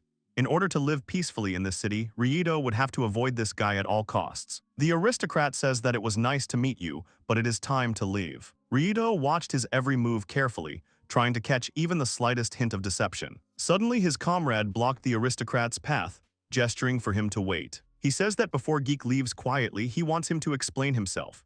The man is tense about this strange sound. He asks if the aristocrat is involved in this and what it was. The young man cleverly avoids answering. He pretends not to understand what strange sound is being talked about and asks not to throw around empty accusations. The princess asks Avin what's wrong. He says it's hard to explain, but when he heard that strange sound, he felt something familiar. He learned to sense such things when he was an adventurer. The man is sure that it is hostility. The girl asks Mr. Geek what he will say. He replies that this is an unfounded accusation and only a man's guess. The protagonist wants to stop Avin. He knows that his friend has a keen intuition, but he understands that it is inappropriate here. He turns to his comrade and says that everything is fine and asks him to let his friend go. Geek asks him if he heard. He asks him to stop and take his hands off him. The princess asks her comrades to calm down. The protagonist asks himself what to do. His friend replies that he is not going to calm down, even if the main character says so. He doubts it, so he will continue the conversation. Suddenly, a woman appears next to them and says that they have very inexpensive students. The teacher asks if they heard the bell. All the students turn to look at her in amazement. Silence falls over the room. The students' faces, recently animated by discussion, are now frozen in silent question. The protagonist looks and does not understand. Is this really a teacher at the academy? He does not remember how and when she appeared here. There is not a single recollection of her appearance left in his memory. The young man wonders how he did not notice the approach of such a powerful magical force. The protagonist asks himself what kind of monster she is. The princess, meanwhile, apologizes for disturbing him, trying to diffuse the tense atmosphere. Instructor Iris laughs. Her laughter rings like bells throughout the room. She says that if they are so stubborn, they will learn her lessons just fine. She says that there is enough chatter for today and it is time to take their seats. As if on command, the students begin to take their seats. She says it's time to begin the practical lesson. The room goes silent. There's tension in the air and anticipation of something new and unknown. The lesson begins. The teacher says that since they are sitting down again, she wants to discuss something with them. The teacher introduces herself. She says her name is Iris Goldwyn. She is a first-class mage, scholar, and colonel of the Imperial Magic Troop. She is also, as they can see, an instructor, so they should show her respect. The girl is standing in the middle of the class. She smiles and suggests that we finish the presentation. It's time to start explaining. First, we are told that their lesson is called the practice of magic. The woman deftly swings a broom. She says that, in fact, everything is very simple. They will use magic again. She says she needs them to get used to the magic, like their fingers. They will practice until they can do it unconsciously. The teacher says that she is, of course, aware that they have already had experience using it. Although perhaps these were two deadly tests. There are probably those here who passed the exams thanks to physical strength, and those who do not like magic. She knows that everyone has their own path, their own predisposition. But despite this, in this lesson they must learn to master it. Magic is not only power but also responsibility, control, the ability to direct energy. She introduces the students to the necessary objects. The woman demonstrates her skills. The main character looks closely at the crystal object hanging in the air in front of him. His friend touches the object with his fingers, asking what kind of stone it is. It is not just a stone, it is the key to understanding magic, a tool that will help them to unlock their potential. The teacher says they are half right, but it is not just a stone, it is a piece of magic, or more precisely a magic stone. The girl says that it has a shell and a core. She explains that if magic from outside gets into the core of this stone, it begins to emit light. But it doesn't work when they don't aim for the core. The teacher says that as they already know, their magic isn't in the shell, so to destroy the stone, they need to aim for the core. Wen sits with a tired face and barely listens to the teacher. She says that the student's task for today is to make this stone glow. The girl adds that it is not only about the stone. Also, while lighting the stone, you need to solve problems from your special collection. She shows the heroes a collection of tasks in mathematics. Students are extremely annoyed by the fact that they have to solve problems from a math book, and even from their own. The main character looks closely at the teacher. She smiles sweetly at him. In her eyes you can read not only kindness but also some hidden cunning. The young man feels that all this is too suspicious. There is some kind of catch here. Something in this sudden favor, in this deliberate simplicity of the tasks, in the teacher's soft tone seemed false to him. She in turn asks them not to worry and say that all the tasks are simple and there is nothing complicated about them. The most important thing for them today is to focus on lighting the stone. She says that she doesn't really care if the heroes make the wrong decisions. But if the stone goes out, it won't count. The teacher says that concentration is very important for the heroes here. They must not lose their composure. They will have time to learn, and then she will check the results. The young man understands that something much more important is hidden behind this apparent simplicity. Iris decisively commands the heroes to take action. A young man carefully straightens out the pages of his math problem book, but his eyes widen in surprise. Instead of the usual equations and formulas, he finds photographs of a naked girl in front of him. He of course expected something strange, but not that strange. He remembers that something similar happened before. Maybe the rules in this country are so strange. The protagonist tells himself that he has figured this out. He watches his classmates closely. He sees that everyone is trying to keep their cool. He is surprised, but then again, who would want to fail after going through such a journey? A chill spreads in his stomach, a premonition of something bad. Suddenly his comrade's stone stops glowing. The world around him seems to shrink. He exclaims in horror, are they really making fun of him? Evil sparkles dance in his eyes. He says that he cannot be indifferent to such a sight. The teacher looks at him carefully and asks if they really have a failed student already. The young man turns to the teacher and says that it is his own fault, but asks if it is acceptable to use such methods. The woman replies that she took permission to do so. She asked the girl to do this for the students and she willingly agreed. She even said that she could undress several times for this. The hero thinks that this is already going beyond all limits. The teacher laughs and says that the student will be punished. For those who failed, they organized penalties. The aristocrat asks again. He says they have not heard of such a thing. The teacher asks them not to worry, it will not affect the student's health. She even says that this is not a penalty, but rather a natural reaction of the magic stone system. When students activate their magic, they automatically maintain a balance with the teacher's magic. But if they are distracted and the magic disappears, a backlash from her magic will occur. The protagonist asks again what this response is. Something strange starts to happen to his stone. He asks if this is normal. A young man tries to catch his breath after an explosion. He turns around and sees his comrade naked. All his classmates turn and look at him in bewilderment. The teacher says that the same thing could happen to all the other students. She says that they therefore need to be mentally prepared for such an outcome if they fail. The main character thinks she's crazy. The teacher turns to the children and asks if they can be so relaxed even now that their time is running out. She asks if it will make things more difficult for them if those who want to show themselves naked. 0. The main character swears and realizes that this is how they get into trouble. He imagined his teacher as a little inadequate, but she exceeded all his expectations. She was too strict. The teacher encourages them. She asks who wants a penalty for 0 points in solving problems. A blinding light that he cannot explain comes out of the eyes and mouth of the protagonist's friend. The young man anxiously tries to understand where this bright light inside his friend came from and what is happening to him. The girl next to her instantly grabs her curly hair, as if it could save her from what was happening. The class erupts into chaos. One of the characters, overcome with panic, screams that the questions are killing him, not understanding how to cope with it. Noise and screams fill the room. Someone's book is bitten, someone's skirt runs away, and children in a panic begin to find insects in their clothes. The teacher, with a satisfied smile on her face, joyfully watches the all-encompassing disgrace that unfolds before her. The protagonist, in complete confusion, realizes that he has ended up in a real hell where everything is getting out of control. Someone gets a penalty, and the one who is scared by what is happening gets the same punishment. The class is in complete chaos where penalties cause new penalties, and eventually the situation becomes completely uncontrollable. He no longer knows how to get out of this difficult situation and what to do next, because the whole school has now plunged into the abyss of madness. To everyone's surprise, a flower appears on the princess's head. As for the main character's friend, I must admit, it's impossible to even look at him. The sight is not for the faint of heart. The young man seems to be aware that he hasn't had a penalty yet, but he won't be surprised if one happens immediately. He's prepared for anything. Suddenly, a ball of paper hits him on the back of the head. He falls onto the edge of the desk. The young man sighs in agitation.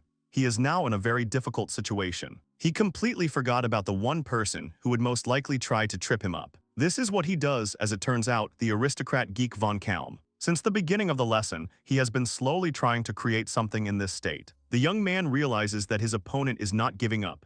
He wonders what is happening to his exam itself. Does he still have a chance to succeed, or are all his efforts doomed to failure?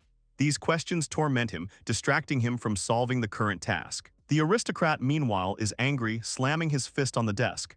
His arrogant face is distorted by a grimace of rage. There is a blank sheet of paper in front of him.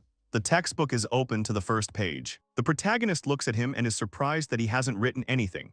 Is it possible that an aristocrat with all the advantages is unable to even begin? He asks himself, is it possible that an aristocrat is sacrificing even his grades just to spite someone? This thought makes him smile bitterly. It seems that the thirst for revenge has clouded his opponent's mind. He, in turn, shows him some piece of paper and asks him to look here. The protagonist reads what is written on the piece of paper. He is amazed at what this aristocrat is throwing at him. Is it really true? Suddenly, something catches his attention. The young man looks at the paper again and realizes that it has a sign of thought exchange magic on the surface. Identification magic seal. This is a technique for secret transmission of information. The young man remembers that Badra used this during the exam. At that time it seemed like just a trick, but now the hero understands that he is already being barely ignored. There is nothing he can do about it. He can only join in. The aristocrat's voice is heard in his head. He says that the hero has finally joined him because he has so many questions. He addresses the young man by name. The aristocrat asks why he is here. Geek says the boy is from the royal chamber. He asks why the hero would be in the empire, what's going on. It seemed that this young man knew more about him than he should. The young man, in turn, was tormented by doubts. What should he do? It would be too risky to reveal his cards now, but to continue playing in ignorance would mean missing the chance. But no matter how hard the protagonist tried to calculate the situation, he couldn't find a convincing explanation in his head. Admitting the truth meant getting involved in a dangerous game where the stakes were prohibitively high. Explaining all the subtleties and nuances of this complicated story would be almost impossible. There is only one way left. He tells his opponent that he may have made a mistake because he does not understand what he is talking about. The words sounded false, even to his own ears. The aristocrat seemed to be waiting for just that. The aristocrat demands that the protagonist not pretend. He cannot make a mistake with a guy like the young man. His gaze showed undisguised hostility and firm confidence in his own rightness. The situation was heating up with every second, and the protagonist understood that he had less and less time to maneuver. He says that with a name like the main character's, it is very difficult to deceive, and he is acting naively. The aristocrat turns to him again and asks if the young man has really come here to assess the strength of the army, or perhaps even to attack openly. Or the main character abandoned the princess and escaped. He hopes that this is not the case. He patiently waits for an answer from the protagonist. He replies that this cannot be, and he would never do such a thing. The aristocrat is touched by his stupidity and says that the young man does not know how to lie. The young man understands that he will soon be driven out of his mind. If this continues, he may not stay in the empire. He wonders what he should say to his opponent. The aristocrat, meanwhile, asks whether the main character really thinks only about himself. He says it's true because the young man didn't give a damn about everything that was there. He abandoned his mistress and is living his best life here. The aristocrat says that he heard, of course, that she was capricious. Geek von Kalm thinks the protagonist is no better. He begins to talk about what would have happened if he had been in the young man's place, but he is interrupted by a rude word. The aristocrat watches the hero sitting in front of him carefully. With a sly smile, he asks if he really managed to offend the young man. The young man replies that it is not that simple. He is tired of the aristocrat and his senseless chatter. He understands that the protagonist does not even deny the existence. He asks, does he really want to be recognized here? Ryuto Lilu says that it is not at all. He advises his friend not to jump to conclusions. A classmate demands that he answer why he is here. The main character is preparing for something and says that he has already spoken about it. He scribbles on his notebook and demands that the aristocrats shut up. He asks, does he really not understand the words here? With a snap of his finger, he summons an unknown monster and demands that everyone be quiet and let him concentrate on the lesson. The aristocrats look at this phenomenon in horror. He understands that this summoning magic, however, cannot give an account of how the heroes did it, because only the highest magicians can do it. He asks why the young man can do this now. The aristocrat understands that he must first protect himself, otherwise something very bad will happen. He turns his attention to the class and realizes that no one notices what he sees. Even with the penalty, they just don't see it. The young man understands that this is an illusion. He really wants to believe it, but he looks in horror into the mouth of the monster, which is gathering energy for an explosion. The aristocrat shields himself from the explosion with his hand. He is blown away by the blast wave. He does not understand what is happening. The young man looks at his desk. He understands that nothing is broken, but still, it was a vision that had to be. The hero's hand is shaking. And even knowing this, he was ready for death. But death did not come. He looked around. Everything around was as before. A vision, a fantasy of an overactive imagination. Usually such magic can be easily broken if you get rid of the root. But this is the power of persuasion. You need to be very good at controlling the magic. The young man looks at the main character with anger. Ridril, he understands that he still can't let go. In his mind, he threatens the main character to watch out, because one day he will expose him. Suddenly, his attention is drawn to a stone. Because the young man was distracted, he suffered the same fate as all the other classmates. The teacher smiles and says that they are finished. She looks at the whole class and asks if they felt what it was like. Although judging by their looks, it's not even worth asking. She says it's all written on their faces. Now they know they tried it on themselves, and she doesn't regret coming up with the task. The most important thing is that they had fun. The teacher says that they cannot stop at what they have achieved. As she said, at first it is just training, just a warm-up of the basics. When time passes after classes with her, they will be able to do this in their sleep. Nothing is impossible because there are those who already succeed. So she is going to put up a list. First, the number of mistakes will go, and then the number of completed tasks. Fourth place Bella Bloodwood and Adolf Arbin. They made only a few mistakes, an average of 4, so they are superior. In third place is Sarah Aints. The teacher says that she only made 1 mistake and that she controls magic at a fairly good level. Second place goes to Meliria Lee Ra Gardert. She also made only 1 mistake but got a higher grade for completing the tasks. Still, this is talent. The teacher keeps the intrigue, also takes the most important place. She calls the name of the main character, says that he made 0 mistakes. According to the completed tasks, he takes the highest place, without a doubt the strongest. The main character breathes a sigh of relief and thinks that this time he somehow succeeded. The teacher turns to the children who were not on the list. The woman advises them to try hard too. At this point, she decides to end their lesson. The princess says that it was excellent, turns to the main character. The young man looks at her in surprise. The girl admires that he has never made a mistake, despite all the complexity and the surrounding atmosphere. This is an amazing mastery of magic. She would like him to teach her the same. The protagonist understands that it is a great honor. He is pleased to hear it. This must be some kind of great responsibility. He does not know what to do. A classmate of theirs comes up to the heroes and says that in this case, she wants to ask them about something. The princess turns to her and asks if it is true that her name is Sarah. The girl nods her head affirmatively and says with admiration that it is a great honor for her to be remembered as a princess. She apologizes for the day of accession. The princess says that it is not a big deal. She understands that it was not on purpose. The girl says that she also had confidence in magic, but this time the teacher's expectations were too high. She says that she also has a bad character. This is the number of tasks with the dexterous. It is very interesting how she came up with them. The main character understands that the girl does not mince words. He says that he will actually tell because he has tricked the system a little. He reminds them that they were told that they couldn't let the light in the stone go out. That meant they just had to watch the stone and their magic. That's why after the lesson started, he didn't immediately light the color of the stone.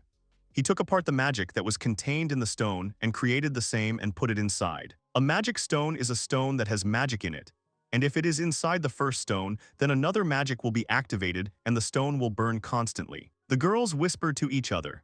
The princess says that when he explains it like that, it all seems quite logical. The teacher said that it was usually impossible to do this. This stone is her original magic. She developed it through a huge amount of complex calculations. She researched the added mass to the magic itself, which no one else had before. It is not something that can be repeated so easily by just looking. He was able to do this in just a few minutes. The teacher asks her interlocutor if he knows what this means. Her interlocutor suggests that perhaps the main character is simply talented. The teacher agrees that this is also true. The interlocutor says that it is good when the possibilities of talented youth overcome the pride of an adult. The teacher says that she hates this in her. Meanwhile, the heroes are getting ready for the next lesson. Air says that they will need to look after the main character.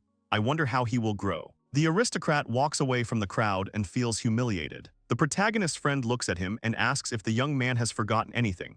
What do you say? No, because the only thing he is interested in now is that if the aristocrat was so sure that he was a geek, then why didn't he make a fuss before and after the lesson?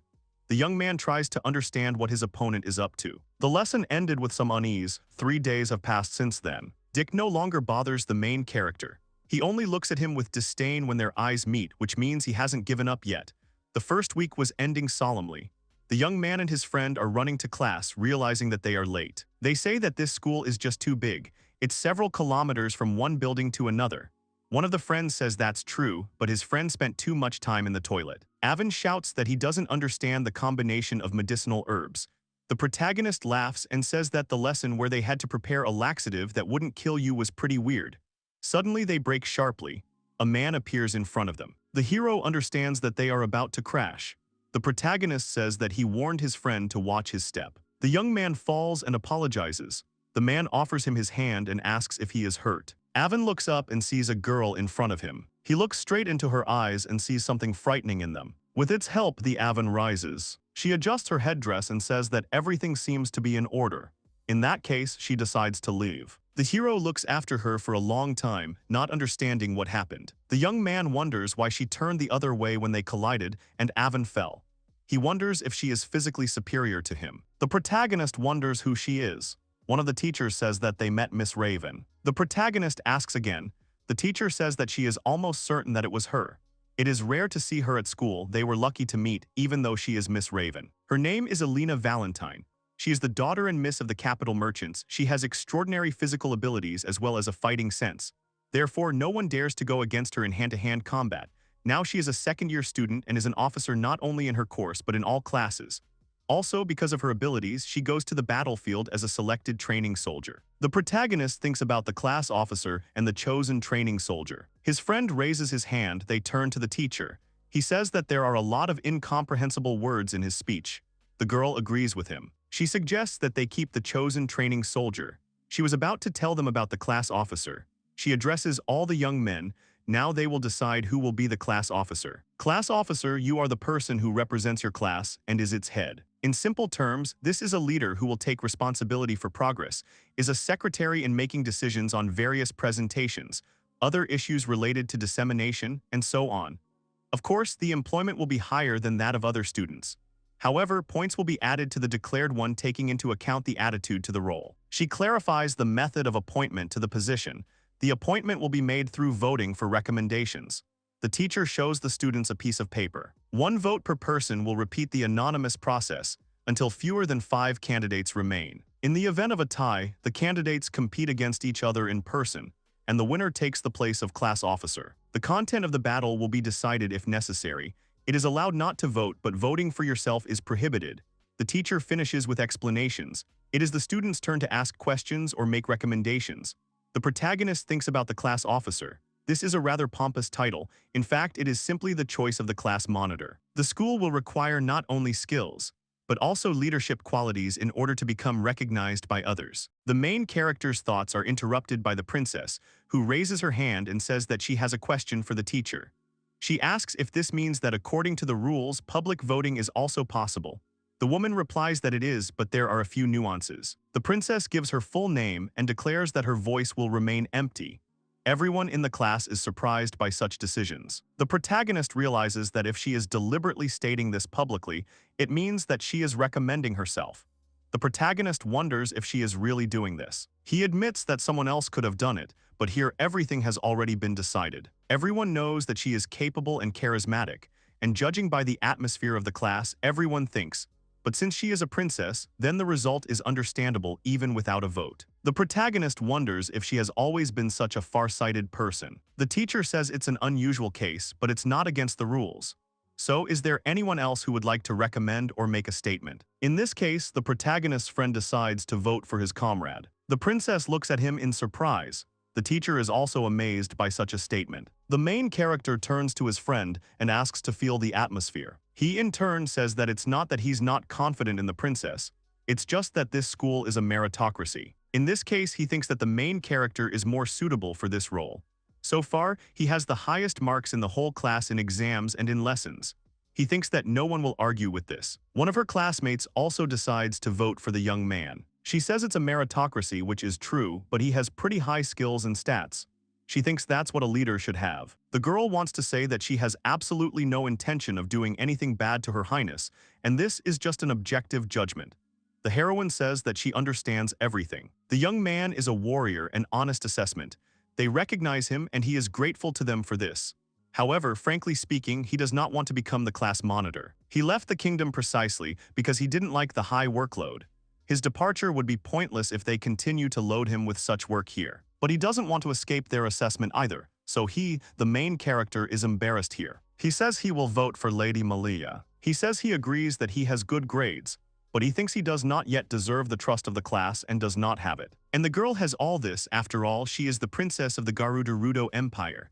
The girl looks at him silently. The protagonist continues to say that there are such concepts as respect, admiration of the class to the leader. They are characteristic of the lady, so the class can be calm with her. He repeats once again that he votes for the princess. Classmates agree with him.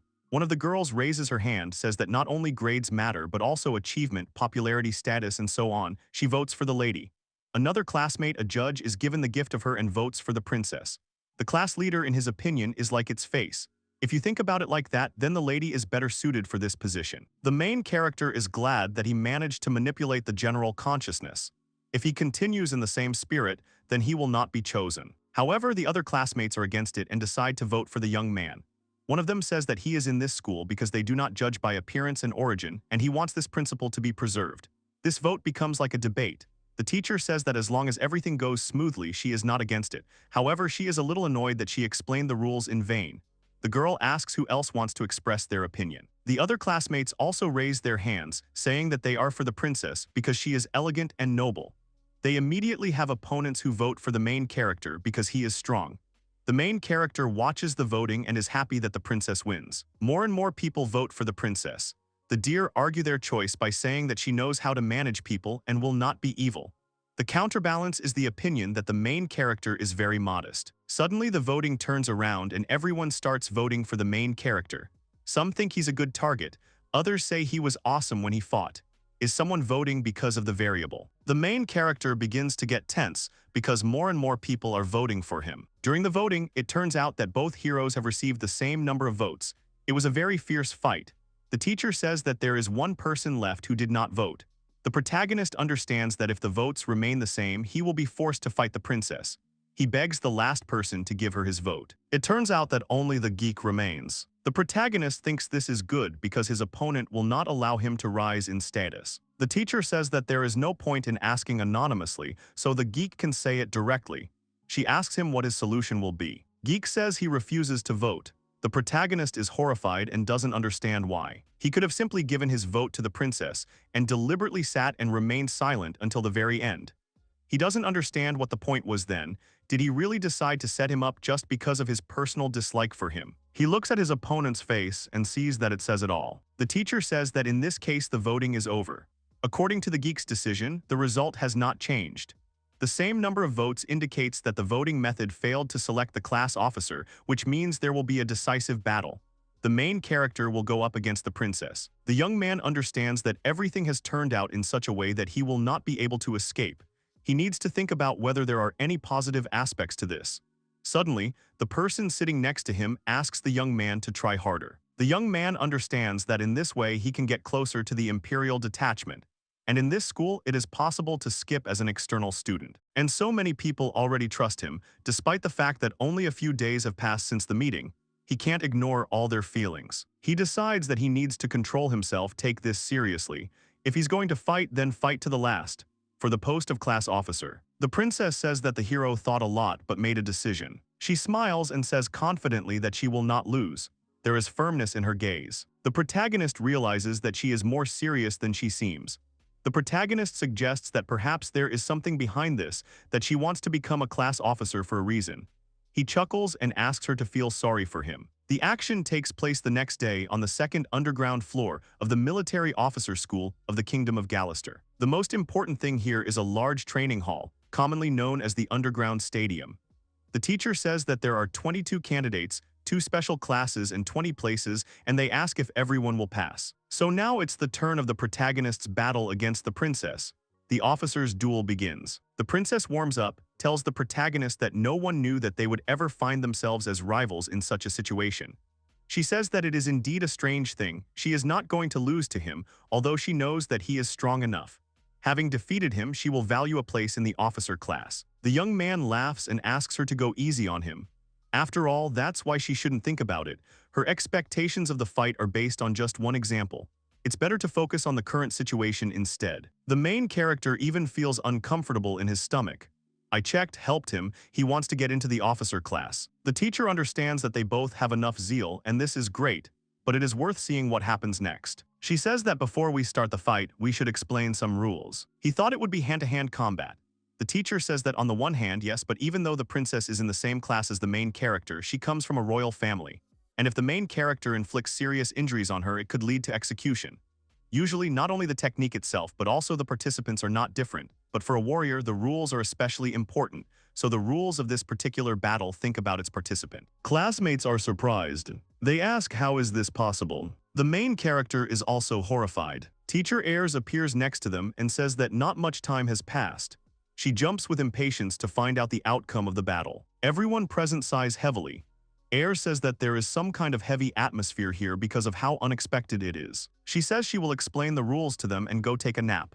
The hero understands that she is offended. The girl says that this time the competition for the main character's princess will be a game of popping balloons. The beginning is necessary for them to stand in specially designated places, and then you need to arrange the balls one by one. The duel begins after the signal. The winner is the one who bursts the ball first. The competition time is exactly 1.5 hours. The heroes must attack someone else's while defending their own. This is a fight for their officer rank. This is not just a fight for status or superiority. The girl says that everyone is making her angry and asks if they are nervous. She abruptly interrupts her explanation and says that she lied about going to bed. She has a duty, she is here as an observer. And Mr. Gurn, she is here to watch the progress of the fight to judge. The girl takes a pose, gets ready, and watches the fight carefully. She does a certain maneuver and asks if they saw it. Then she demands that everyone take up positions and begin. The students do not understand where the broom in her hand came from. The teacher looks at everyone haughtily and demands that they stop asking this question, because they say such things and don't even blush. Ayres says that they are still green. In her opinion, it is clear what goes where. The princess turns to the protagonist and asks him to prepare to start the duel quickly, because she is afraid that she will not be able to withstand the sensei's statements any longer. Yes, one of the teachers raises her hand and announces a duel again, the princess against the young man. This is a duel for a place in the officer class. Everyone needs to take their positions and get ready. She gives the command to start. Each of the heroes begins to use magic. Classmates watch the fight closely. One of them says that the main character finished earlier. The main character's rules were most confused by the fact that the ball that needs to be protected can very easily be burst by any enemy attack, a stray shot or a blow from a blind spot. Even if he himself gets hit, it can burst and the young man will lose. Therefore, it is necessary to strengthen the defense. The main character uses protective earth magic gravedigger. The teacher says he chose the right tactics. A reliable way to fight like a textbook, but right is not always better. The protagonist's opponent uses offensive magic. The princess uses the triple water lotus. The main character's friend looks at this in horror and swears that this is Badal's magic. The girl uses 3 lotuses at the same time, after such dignity cannot be restored. Face-to-face clashes on us are much weaker than the main character, which means he will defeat him dishonestly. The girl screams that victory will be hers. The protagonist says that now everything is clear to him. He certainly didn't expect this, but since she chose a spell that required preparation, he managed to finish the extraneous protections. Just in case, he will put up a few more walls. Avon watches him closely. He shouts at the protagonist to watch out. The young man looks up and sees 3 huge lotuses above him. They crash right into him and his defenses. The classmates scream in horror. The princess says that she immediately targeted the main character. If you want to kill the general, then first kill his horse. Thanks to this trick, she will be able to win, although the girl did not expect that he would bite so quickly. However, she is not against it. The girl says that she knows that he is stronger than her and is ready to do anything to win. In other words, she will continue to attack and will continue to play in an aggressive style. She will not leave a single chance to the main character. Everyone is watching the progress of the fight carefully. Suddenly, the princess looks at her opponent in amazement. Avon also turns his gaze to his friend. He asks Her Majesty if she really killed her rival. The girl shakes her head and says that the protagonist can withstand such a thing. She looks at her rival and begs him to say that he is joking. She says that she mentioned that she is ready to do anything to win, but she would never take his life. Suddenly, an arrow flies out of a cloud of dust. She crashes straight into the lotus hanging in the air above the princess's head. She watches in horror as her spell crumbles, the pieces falling down. The main character rubs his hands and says that, as he thought, the arrow did not penetrate. He is a man who watches his opponent closely. He tried to shoot the ball with debris under the cover of smoke, but what did you do wrong? The protagonist knows that he immediately aimed. He says he didn't even notice the water lotus, let alone the balloon. Maybe the balloon has a green effect preventing mana detection. The protagonist is almost certain that this is the case. The enemy has clearly thought out countermeasures in case of an attempt to blow up the ball directly. In addition, he has only just learned to control mana outside his body. The protagonist's friend, enthusiastically thanking God that he was okay. He knew that nothing would happen to the young man, but he began to doubt. The protagonist says that everything happened so quickly that he did not have time to use magic. The main character is happy that he is interested in martial arts. The princess asks if he really destroyed her attack with his bare hands. She, of course, understands that it is not worth comparing, but she begins to lose confidence in herself. The protagonist says that she shouldn't think that way because Her Highness's magic is simply beautiful. If he hadn't chosen a strategy with an emphasis on defense, she would have definitely defeated him. The young man stands up and says that he is not so easy to defeat. He defeated her to become the class officer. The girl looks at him carefully. She sighs and asks, is that really true? She suggests that perhaps he will back down because of her status or position. The protagonist says that she should not have had such optimistic expectations. As he thought she was also planning their fight, the girl turned out to be stubborn. The heroine says that, however, such things would only make her even weaker. To be honest, her strategy was to surprise him a couple of times, but such tricks probably won't work anymore. The heroine says that in this case she can only go forward. The girl uses the attacking ice magic Icy Rain. The protagonist uses earth attack magic Sandstorm. He says that the girl is doing the same thing again, he knew it. The classmates watch them closely, amazed that the opponents once again used a spell at the same time. But this time, the protagonist also uses attack magic. Her Highness's spell is as good as the water lotus. She is definitely more talented than most. She has demonstrated her magical abilities a few times. The princess is confident in her magic, hence her lively character. It is worth making this a battle of attrition, otherwise the main character may lose. Oh yes, the man thinks that he could only read her up to the point of creating the plan, which means she understood his telepathic ability. He can predict how everything will end. The protagonist realizes that he can't let his opponent set the pace.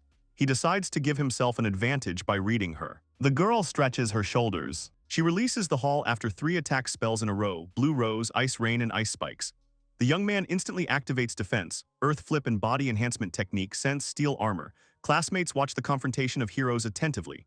They are amazed at how the princess unleashed a barrage of spells on him at a furious pace and does not give him a chance to catch his breath. However, the young man, as if nothing had happened, repelled all the attacks. The heroes try to figure out who is leading this battle. They understand that everything is very serious, and it is impossible to tell, the level is too high.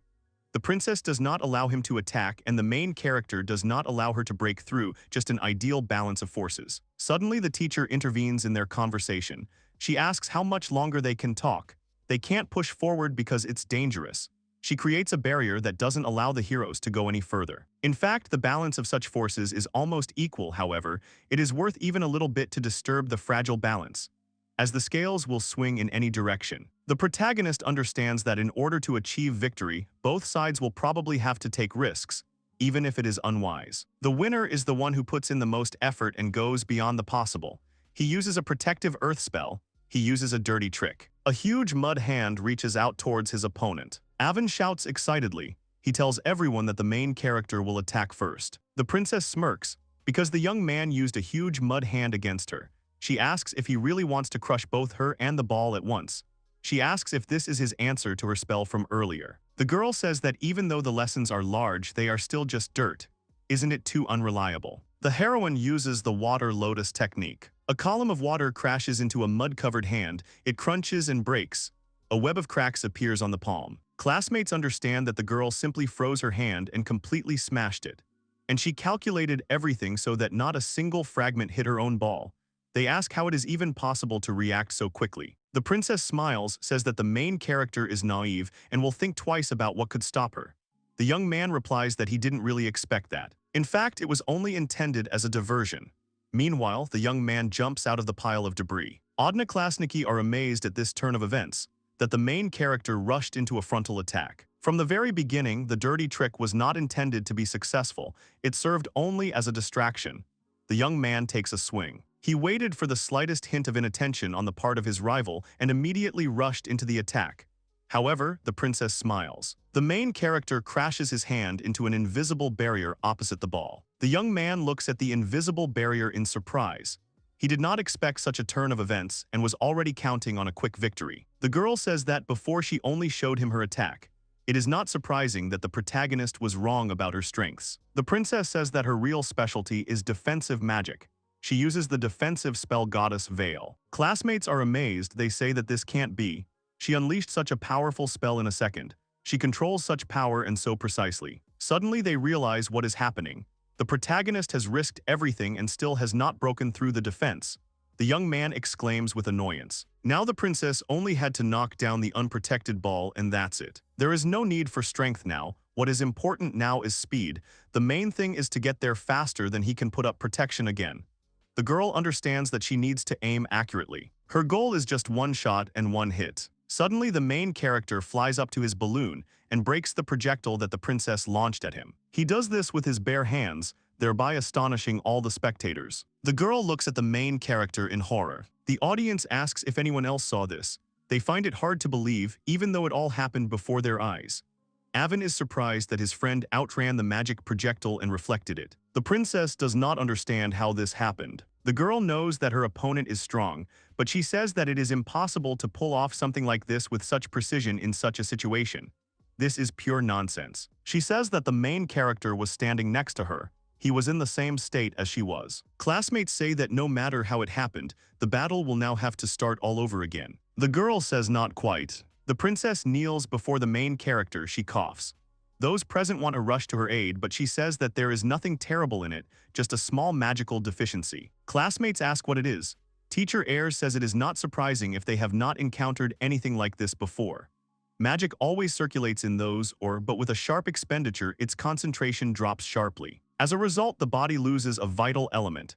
Dizziness, headaches, and fatigue occur. This is magical deficiency. However, I do not intend to achieve such an effect, no matter how hard I try. She says that the volume of magic, its circulation, and the efficiency of expenditure are all individual.